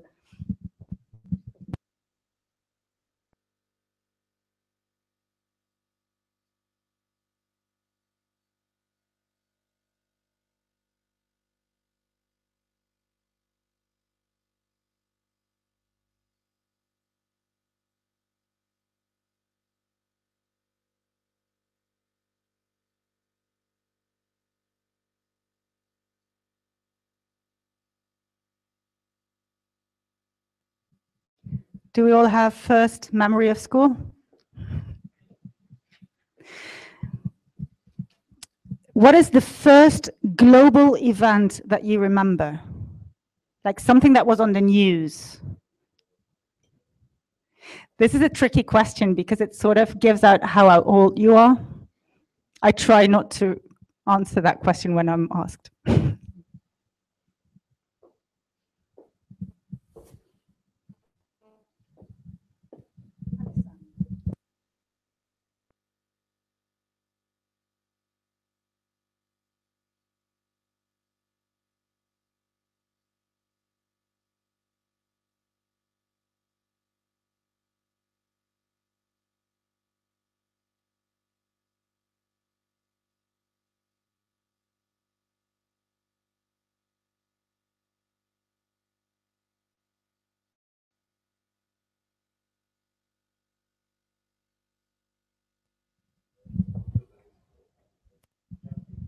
If you start talking, I'm going to think that you're ready for the next question, so it's easy.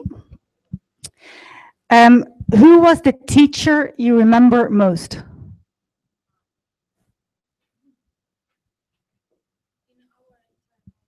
Yes. Could be like someone from today. That's okay. That I didn't mean it. It could be someone who's teaching you this year. Sorry.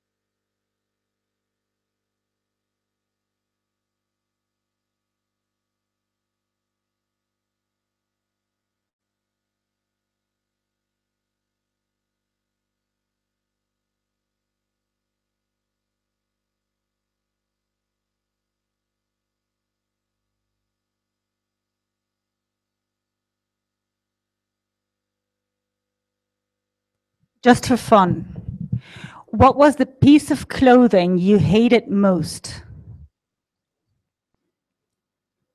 You know those things our mothers make us wear? In my case, it would have been wearing a shirt with a sweater, a woolen sweater on top, a jumper. And I couldn't move, I remember. I felt so stiff and itchy. I hated it. So I've never worn it again.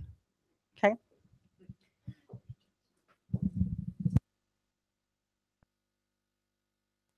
The piece of clothing you hated most as a child.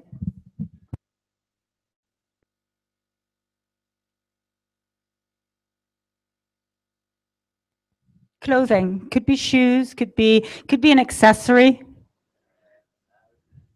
Could be that you had to wear your hair in a fashion that you didn't particularly appreciate. Could be.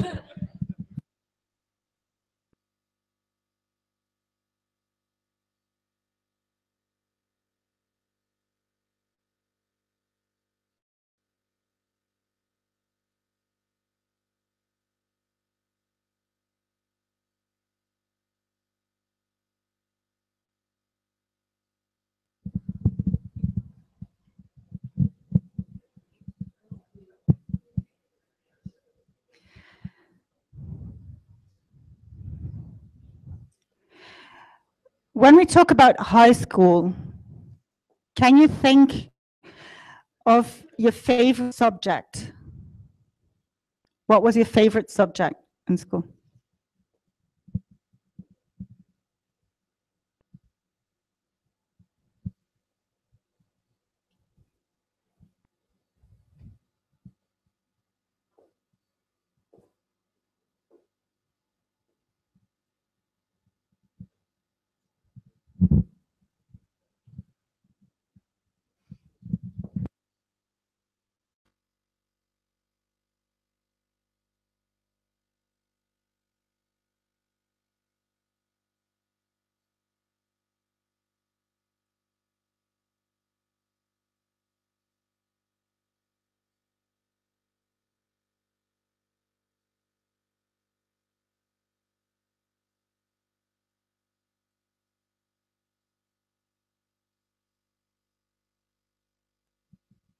Okay.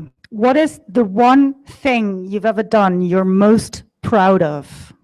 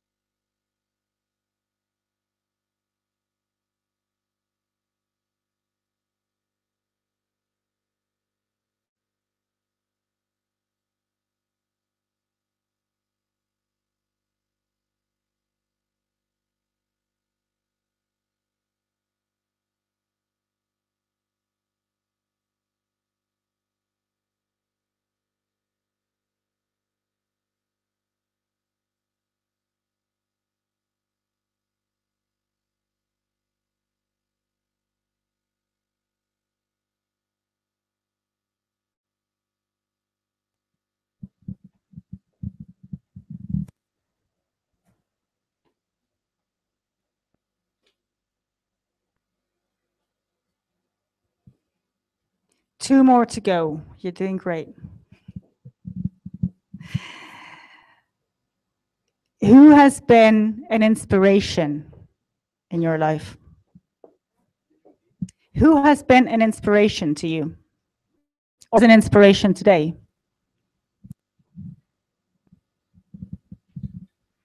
I was thinking about this question the other day.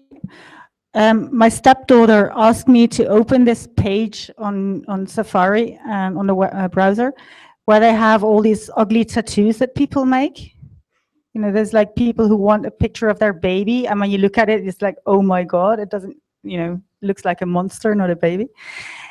And the first picture that came up when I opened the browser, the website, was someone's back with a full-size tattoo of Madame Curie. I'm going to look it up for you because I think I saved it. Madame Curie with a bottle in her hand, and all around her were symbols, like chemistry symbols. And I am really going to try and track this person down because I want to know the story. I really want to know how someone tattoos Marie Curie on their back.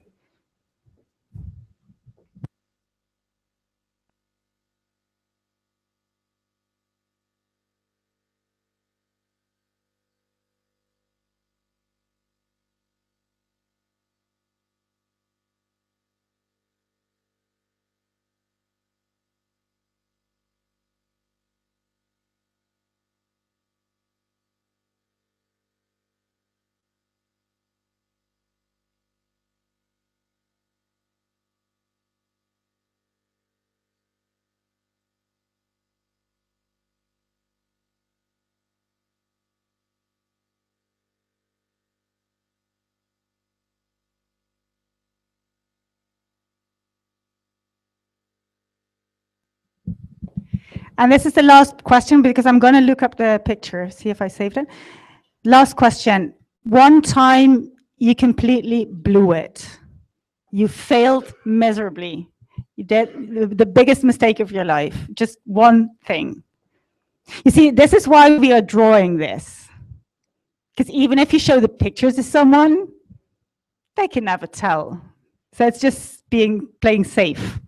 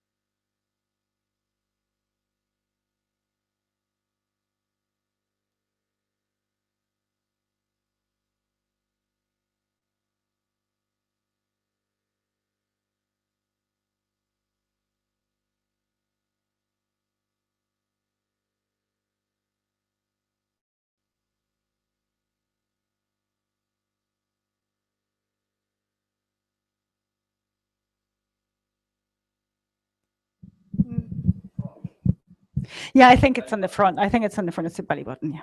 I forgot that belly buttons are not normally on your back. So it's actually on a tattoo page. Like there's other tattoos that have a very similar style.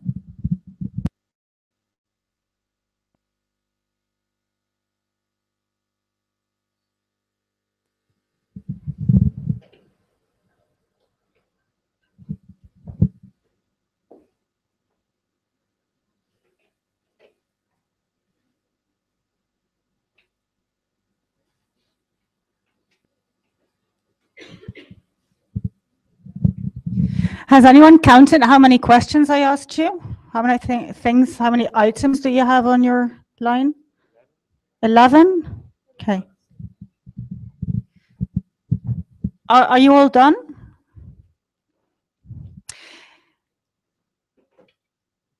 if you look at your pictures now,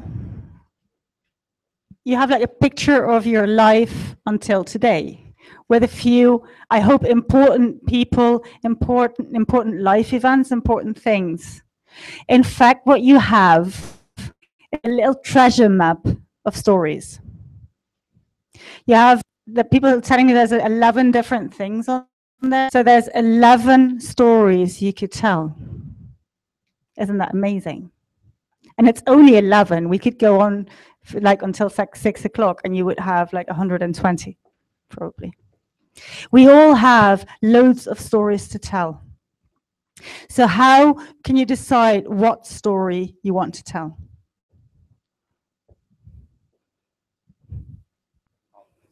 Context? What else? Knowing who you're talking to? What else? The time you have? Yeah, this is when people say, I want to tell you my life story. And you're like, okay, can we have another pot of tea then? True, true. Time is important, true. Exactly, what you would like to achieve then. Okay. So earlier we said like one of the first stories you need to know how to tell is, which one was that? Does anyone remember? Who I am. Very good students here, I like it. You actually remember things I said. So, who am I? If you look at the line, would that line be helpful to tell someone who you are? What do you think? Would be helpful. But you're not going to put it on your LinkedIn profile like, this is who I am, right? That drawing. Exactly, exactly. This is just a way to harvest stories, to know what kind of stories we could be telling. And then you have to make the decision which one you're actually going to tell. So next exercise is take your drawing. And I think you two, do you two know each other very well? Because normally people who know each other very well sit together, and you two know each other very well, I think. I can tell. It's like little things. It doesn't really matter, because I am absolutely sure that there's things on that map that you have not told the other person yet. So it's okay. If you're sitting next to your best friend, it's okay. Then when you will have to choose something they don't know already. Okay? So exercise is, to the person next to you, tell them about one of the people or the events in your life. One of those little drawings you have there, just one. And think about, why do I want to tell this one and not another one? What do I want to achieve with that? What is my intention? Ask yourself that. Okay? If this was the only thing I could tell them about myself, what would they be thinking? What am I communicating there? Okay? Just one. Do we all know what a story looks like? So we're not going to say this, we're not going to say this drawing is my grandmother who was very good at making spaghetti. That is not a story. We all know that that is not a story, right? We do know that, don't we? Okay, so this is about, if we want to talk about my grandmother, okay, my grandmother was born in Rotterdam. You know, Rotterdam is like the biggest port in Holland. It's a very famous place. She was obviously born before World War II. By the time she was 12, the World War had started. The Germans had started the war against Holland. And against all odds, the Dutch army had lasted 5 days resisting. You know, Holland, we were neutral. We didn't really need an army because no one was going to invade us anyway. 5 days they resisted. And then the Germans said, okay, we're going to start bombing you until you give up. And they bombed Rotterdam. My grandmother, who was 12 years old, in one day lost half her family, her house, her everything. She had to leave the city, go and live with her sister. That's another story. They didn't really like each other, but she lived with her sister for the rest of the war. um, that sort of starts to resemble a story. So it's not about my grandmother whose name was Lucy and was a very good cook. That's not a story. Those are facts. So you will have to tell about the day you first met that person, the day something actually happens, and tell the person what happened there. Okay, so it's your favorite teacher. Tell us about a class with that person. Okay, make it about something that actually happened. Questions? A proposal. Okay. Yes. I will never select anyone at random, and they already know that. I would have some selection, and one of them explain the drawing of another one, and the second is outside. Then the second enters and makes he, she. No, because that's not what the exercise is about. Just to see how people interpret it. Yeah, but I will okay. That was a very interesting suggestion. Thank you very much. But it is important that we learn the difference between what we choose to tell and what the other person hears. So one important thing in this exercise is the person who is listening will only listen. You are not allowed to say anything because your job is to listen. Okay? And once the person is finished, you can tell them what you heard if you want to, but only after they finished. Okay? So when you choose what you're going to tell, ask yourself with what intention you want to tell that. And then afterwards, it's very interesting to know what the other person actually heard and what you told them. Okay? Questions, doubts?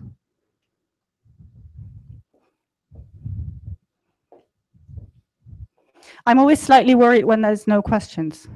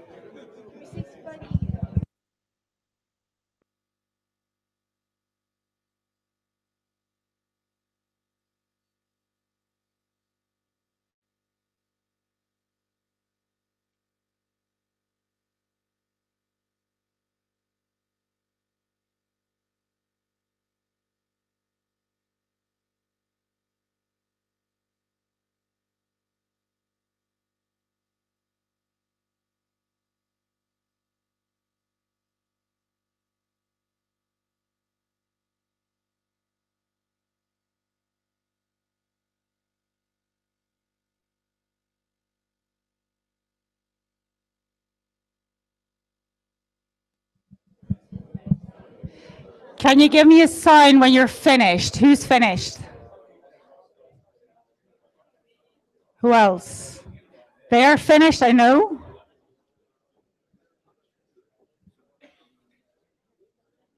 Finished, finished, finished. Who's not finished? Who's not finished? Everyone's finished? Cool.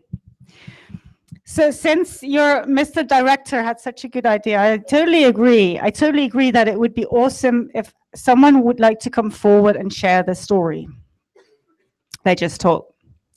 But I'm not going to ask for a volunteer. What I'm going to do is ask, now that you've listened to your partner stories, tell me that, like, my partner should tell theirs because it's a great story. So you're not going to say, I want to tell my story. You're going to say, he should tell his because it's really a good story. So we were talking about who am I stories. We're talking about when you tell this about yourself, you really make an impression. People understand who you are, what you're about. So now that you've listened to the other person, who told a good story that you would say, I think that they should tell it for everyone to hear? You should?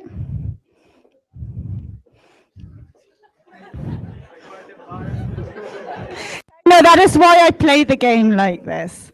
Could you tell me why you think he should tell his story? Because I found it very inspirational and I think everybody should listen to it. Thank you. What's your name? Giorgio. Would you please tell your story? Me? Yes. Okay. No, but come with me. Come with me.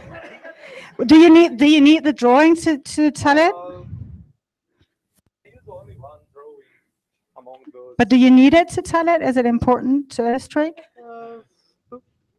Why not? Yeah. But it's small, isn't it? Yeah, it's small. Yeah, I use only this one. So okay. Yep. Come with me. Applause for Giorgio, por favor. Want the mic? Giorgio, story. In English? Oh my God, things. If I have to speak in English, you have to too. Okay. Yes. We will try. Okay. So I used the question 10, honestly, where you were asking us who is our inspired person, and I chose Beethoven because probably most of you know that Beethoven cannot hear by itself, but although he cannot hear, he was able to give us many beautiful, let me say, songs or compositions. So why and how was it possible? I am convinced that he was able to imagine things before they can really happen. So he was able to imagine the notes before to play them because he has no feedback after play them. So in this way, I found his as my inspiring person because I used to imagine things before they can happen to me because I, let me say, used to live as a dreamer. So in this way, he is my inspiring person. Nothing special, but this is my story. An applause, but don't leave me, don't leave me, don't leave me, don't leave me. Okay, so I really like what Giorgio just told us. Was that a story? Or a fact? No, I'm asking you, was that a story? Yes, you say yes?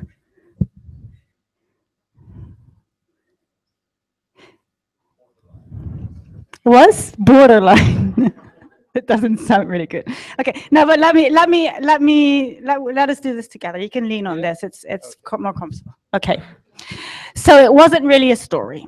It was more like I like Beethoven because he reminds me of myself, and that is inspiring because I think I'm doing good.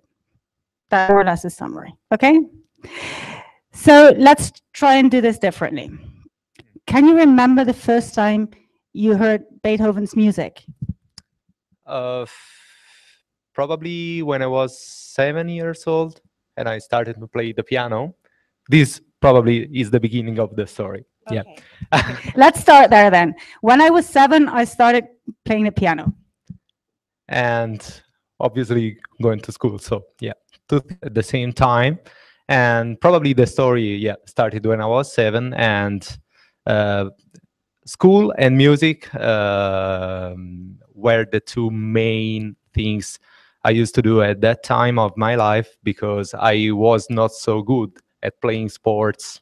I remember I played basketball, at least I tried to, because I was not so good. But yeah, until 18 years old, so for 10 years of my life, they lived together in my life. So music at school.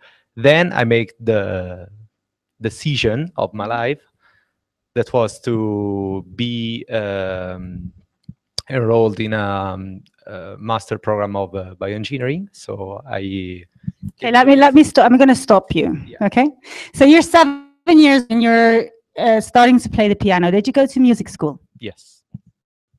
Who was your teacher? Uh, I had two teachers, one for the theoretical part and one for the practical one. And What were their names? the theoretical one, Fabio, and for the practical one, Franco. They were two brothers, so this is why they were sharing the first letter of her name. In Italy, is quite common. So yeah, so Fabio and Franco.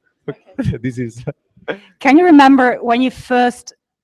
Because I went to music school, more or less the same age, between when I was 8 and I was 18. And I remember the first time I played a piece by Beethoven. And you know what I felt? I felt this was important because now I could play real music.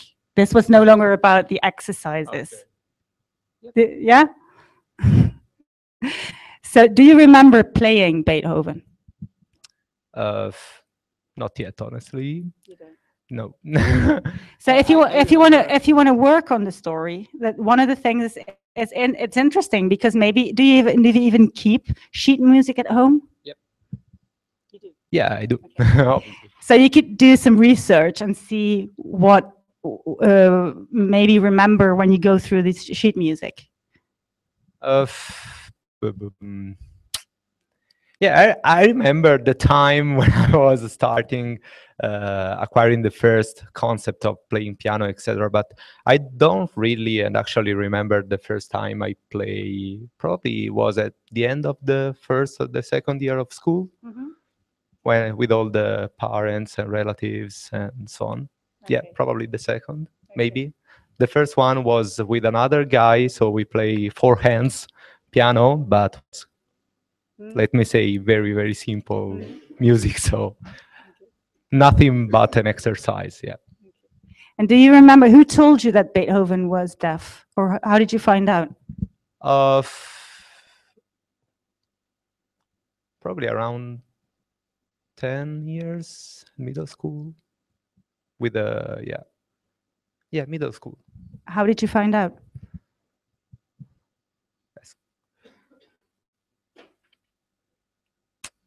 Don't remember.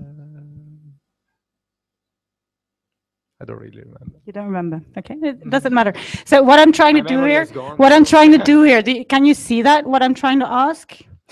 I'm trying to go to the experience of what really happened. Tell me about when you actually played the piano. Tell me about like when I hear those names, Fabio and Franco, then I can start to see people there. It is no longer just about I used to play the piano or I used to go to music school. Once you name these people, do you all see that? That it's not the same to have a music teacher than to have two music teachers who were brothers and were named Fabio and Franco? Fabrizio? Fabio. Fabio and Franco. Fabio and Franco. It's not the same, okay? So I could ask you what they look like, for instance. Okay. What did they look like? They were very, very similar. Because although they were not gemelli, They were not twins. Yeah, Mhm. they they were both tall and with long hair and bird. Yeah, And beer. well, yeah, Okay. were not so beautiful, honestly. But anyway, But can you? musicians are many times frustrated people. So yeah, they were yeah yeah. They look. Did they look like yeah. frustrated people? No, but so and so, so and so. So, in fact, I changed later on. Yeah, yeah. How did they change? They take more care about their self Okay. with years. Yeah, because yeah, I remember they were not married at that time, and now they are. So yeah, probably they changed something. Both of them. This is the funny thing. Yeah. So, thank you, Giorgio. We still don't have a story. I didn't tell you this when we started today, that stories are actually very hard work. You know, when there's people who are professional storytellers and they just go on stage and start telling and it looks like a piece of cake. It's actually a lot of work and it takes a lot of preparation. So what you have now is, I would call that, you know, when they take diamonds out of the mine, have you ever seen what they look like? You wouldn't even want them as a gift. You know, they don't look pretty. They look like pieces of burnt coal, basically. So what you need to do now is say, okay, I have this idea about a story I want to tell about Beethoven, and I need to gather the pieces. I have to cook up my story. Cook it up, yes. Yeah. It's cooking. It's more or less like cooking. So first you need vegetables and you need meat, and you need to go hunting.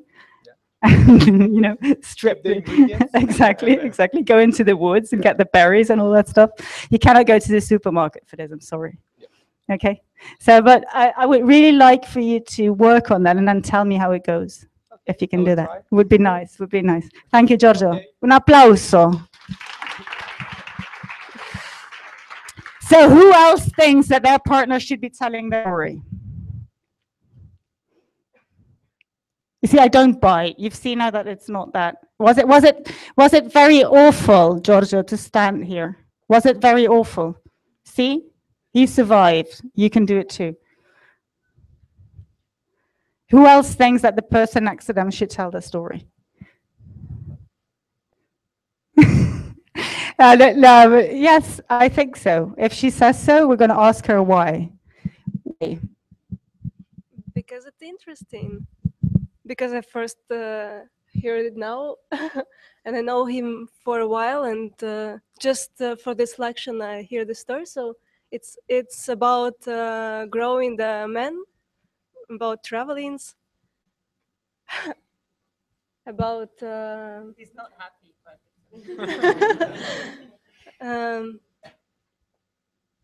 You see, that's interesting that you've known each other for how long? For this year?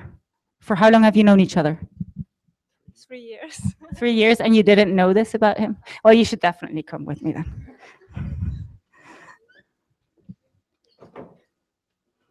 What's your name? Leo. Leo. Un applauso.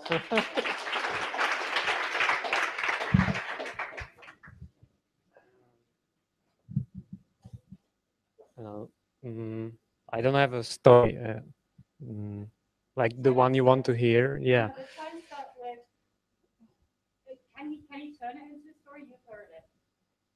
The way he told it to me was nice, so that's why I. Okay, then just tell it like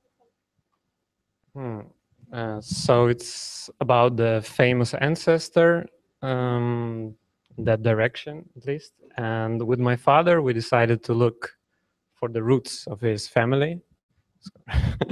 Yeah, we went online to check it out. And so my background is quite complicated. I was born in Ukraine, grew up in the Netherlands, and do my PhD in Italy. So more or less, we also followed the family line from medieval Spain. They moved to Poland and Ukraine. That's how they arrived. And then we found some relatives in US, having a blog about the history of the family, and yeah, confirming our existence in Ukraine. Actually, they were writing about us, but from a distance. So this was weird. And then we discovered that we have a kind of grandfather uncle of my dad who used to be a famous pilot in US in the civil aviation in the before the First World War. He escaped from Ukraine after the revolution to US and became he went to the military and so on, became a pilot. And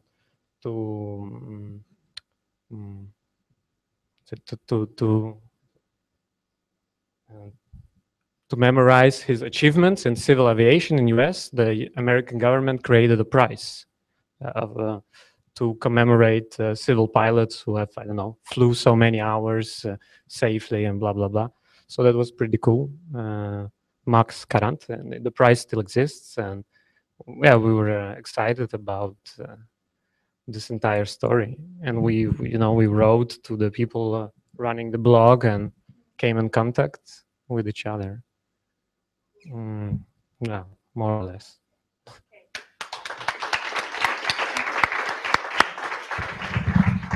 So in this case, I do think you have very, like, the structure is already there. Thing is, what is the story about to you? Yeah, that we come from a certain place. You're you have a history. And it can be interesting if you are into history. So that was exciting for me, and also to well, okay, now I reflect on it now, but that, yeah, that borders and this kind of things are relative. Why did you decide to tell her this story? I thought it was the most interesting from the 11 pictures I had there. Is it okay if I tell you what it is about for me? Of course. So for me, we have an identity as people, right? You are you. Yeah. But we are also part of a family. And we are part of a lineage. Is lineage the word? So we come from we come from a family that goes way back. And understanding that part of your identity is part of understanding who you are and that you belong here. So in all honesty, I think it's a very important story you have to tell. Okay. Can you, I don't know what you saw, what you heard. I mean, probably everyone will have heard something else. Would you like to share what you heard in his story? Anyone wants to share? You said it was about growing up?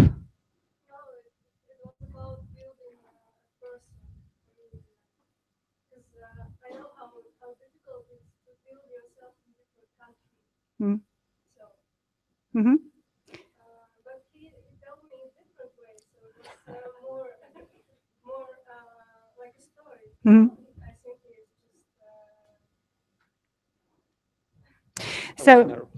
So no, that's okay. That's okay.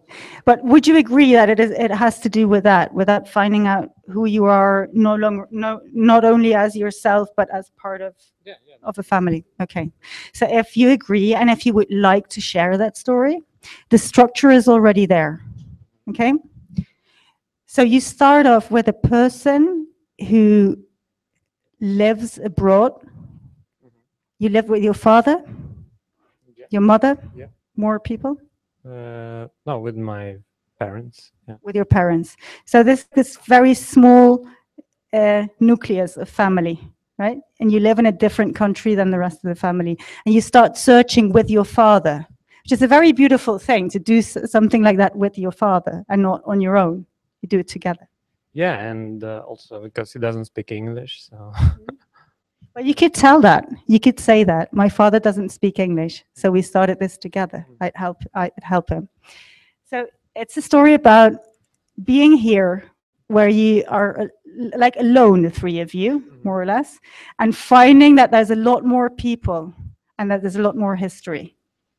If you'd write that story now, if you write it down, you could definitely like make it into a very good story, I think. Okay. Could you see yourself telling it to someone else apart from here? Now? I don't know. I have to think about it, how to structure it as Okay. a story. But you would tell it. Yeah, yeah. It's not a secret. Good. Thank you very much. Thank you. I like that very much.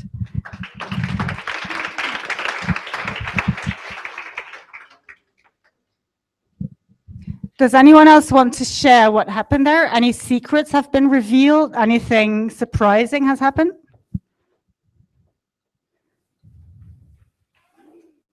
No? Because normally it does happen, what just happened here, that we've known each other for 3 years and he told me something that I didn't know. It doesn't mean that it is necessarily shocking or very, it doesn't have to be, it can be funny, but it's just something you didn't know, right? It's just something you didn't know. Because when we share stories, we discover little pieces of each other that we didn't know, okay? Okay. One thing I think is very useful that is not necessarily about telling a story, like what we see now, that some things need some work to be actually turned into a story, is to create scenarios.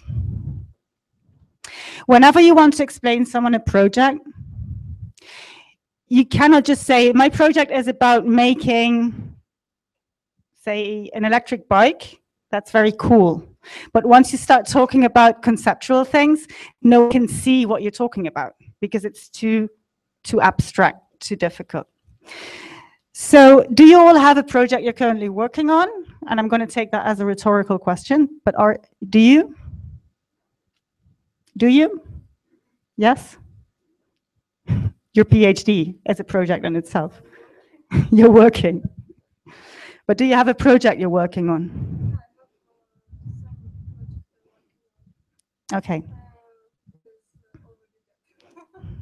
It's already dead. Oh, okay. Okay, it's discontinued. Okay. But you have, so it's, no, but you're not continuing the project. Okay, I'm working like as a web designer. Yes? In a small company, but I was trying to build the project from the very beginning. So I find the person who was needed help, and I create everything from the very beginning, from the name, story, everything. Ciao. I can see you leave. So, but at the end of the story, the person said that she is not brave to continue her business, and he had few problems with her business. She's a beekeeper, and her bees start dying. So the work of 4 adult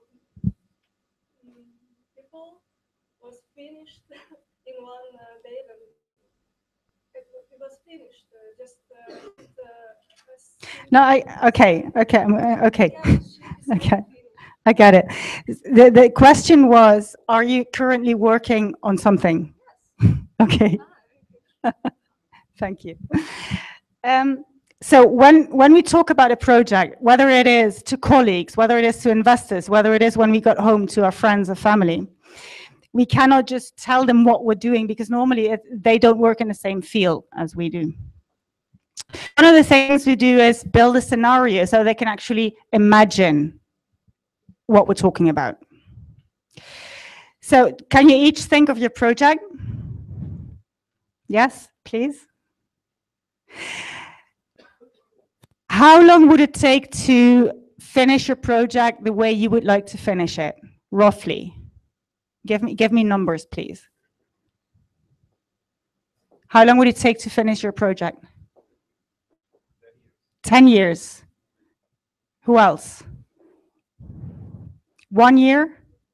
Okay. 2? 9 months. Is it a baby? No, sorry.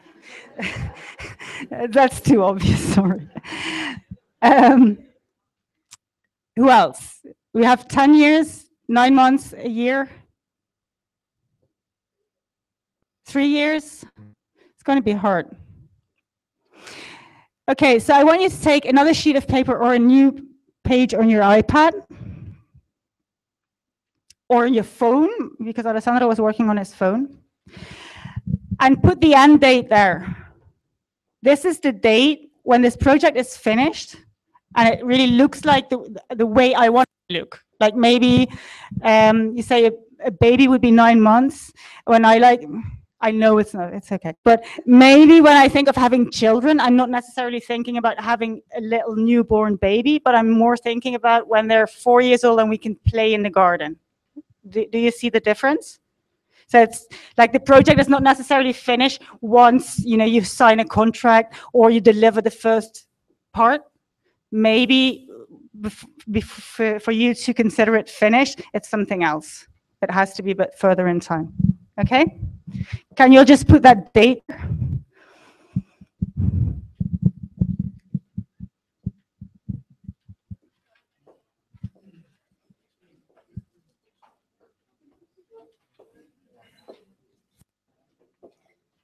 Did you finish your work?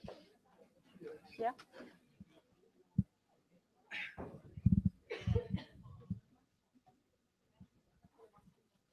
Okay. Are you from Spain? Did I hear that right? Which part? Barcelona. Ajá. Jo visc a Barcelona. Sí, Ja t'ho he dit, no?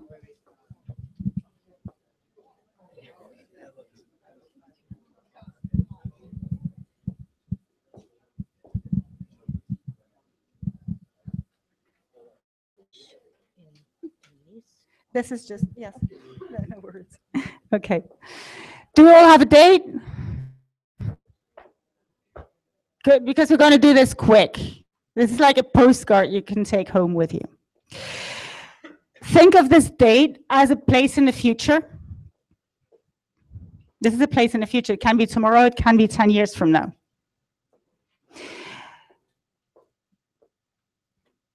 You have changed the world. Maybe you have just changed the life of one person. Maybe it's just your own life. You have changed something in the world. And you look at the world and this date that you've chosen, what can you see that is different? And I'm talking about seeing. So what is visibly different?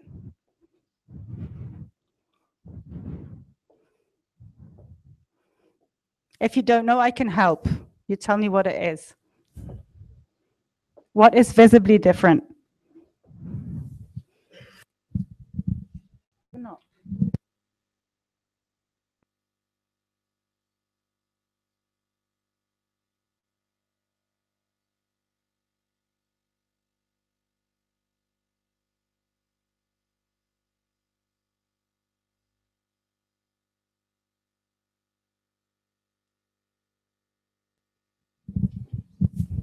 What is visibly different?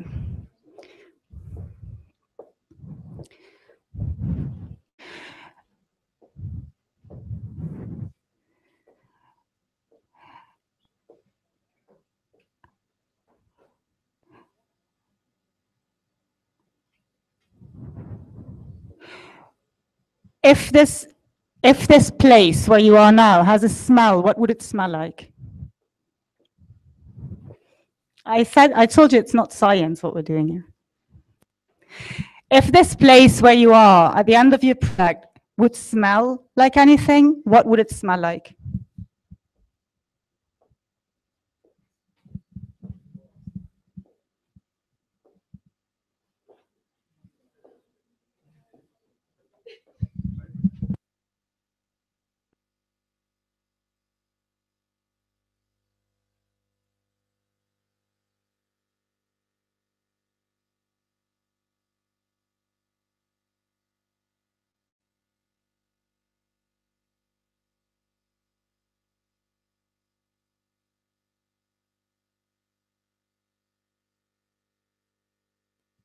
And I think you can guess the next one. If there'd be music, if there'd be sounds, what would they be?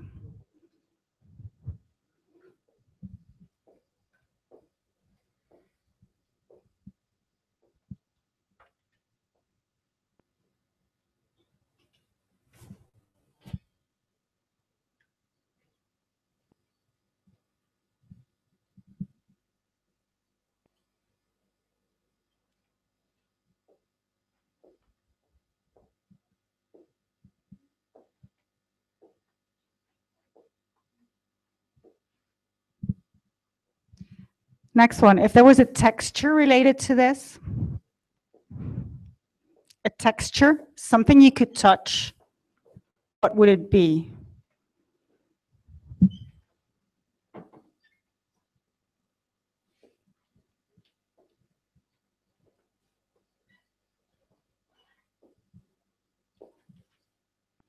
It could, and instead of an object you could take, it could also be a feeling, like feeling light or feeling heavy, feeling warm, feeling cold. That's good. So if you're designing an air conditioning, like feeling it would be a good option.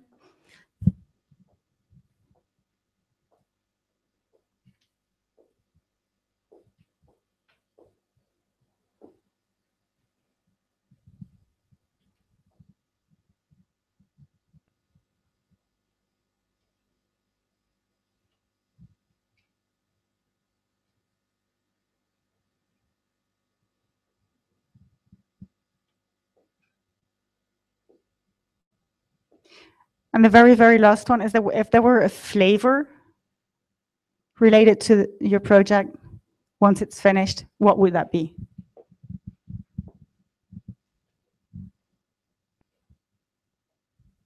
And yes, you can look at me as the crazy Dutch girl, because I'm going to tell you why we're doing this, no worries.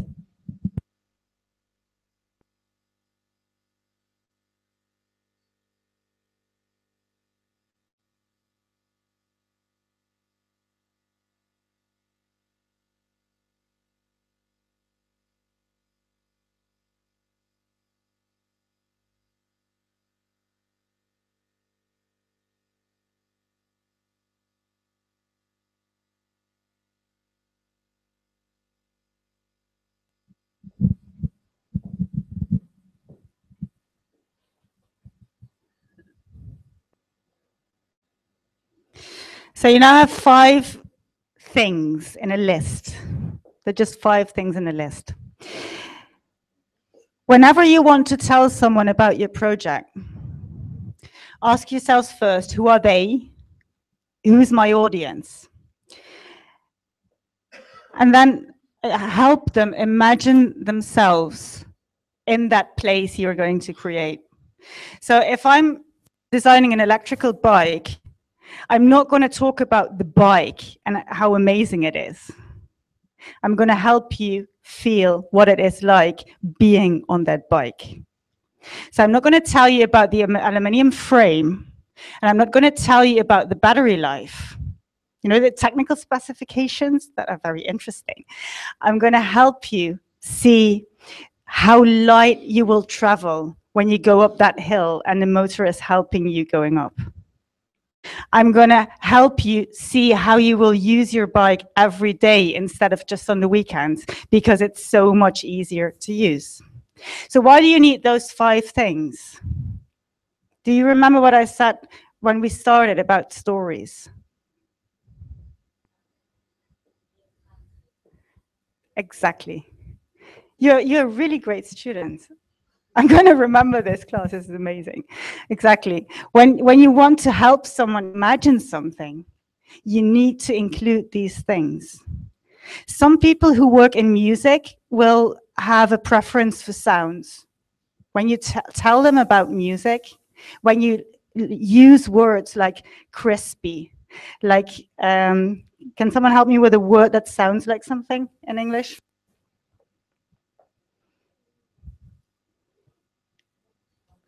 Excuse me? A word that sounds like something in English. Yes, for instance. For instance. But I don't know why this happens, but right now I can only think of words in Spanish. That's why I'm asking for help.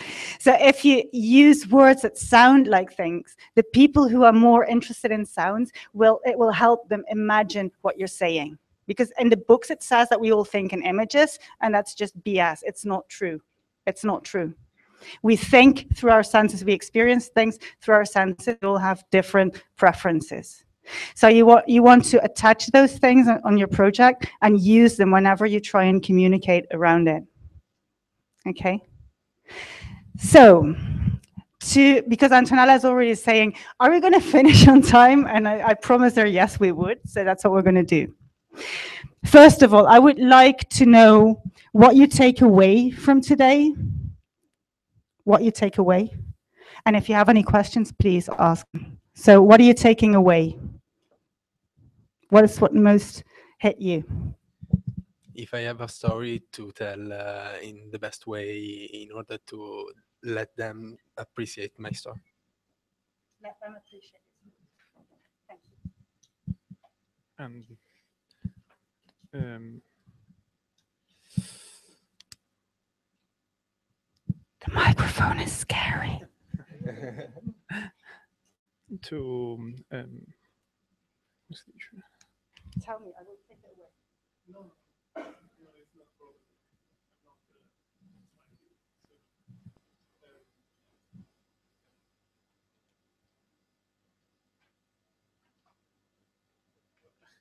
You think about it. Think about it. I'll ask you later.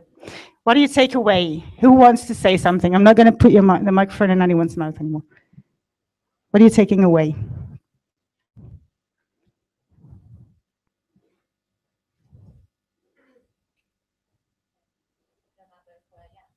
Remember who you are. That's a very good thing.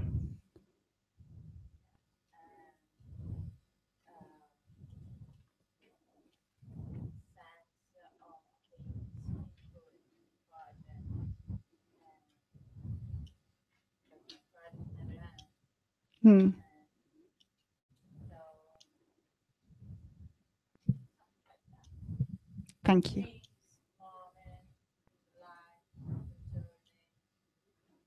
Thank you.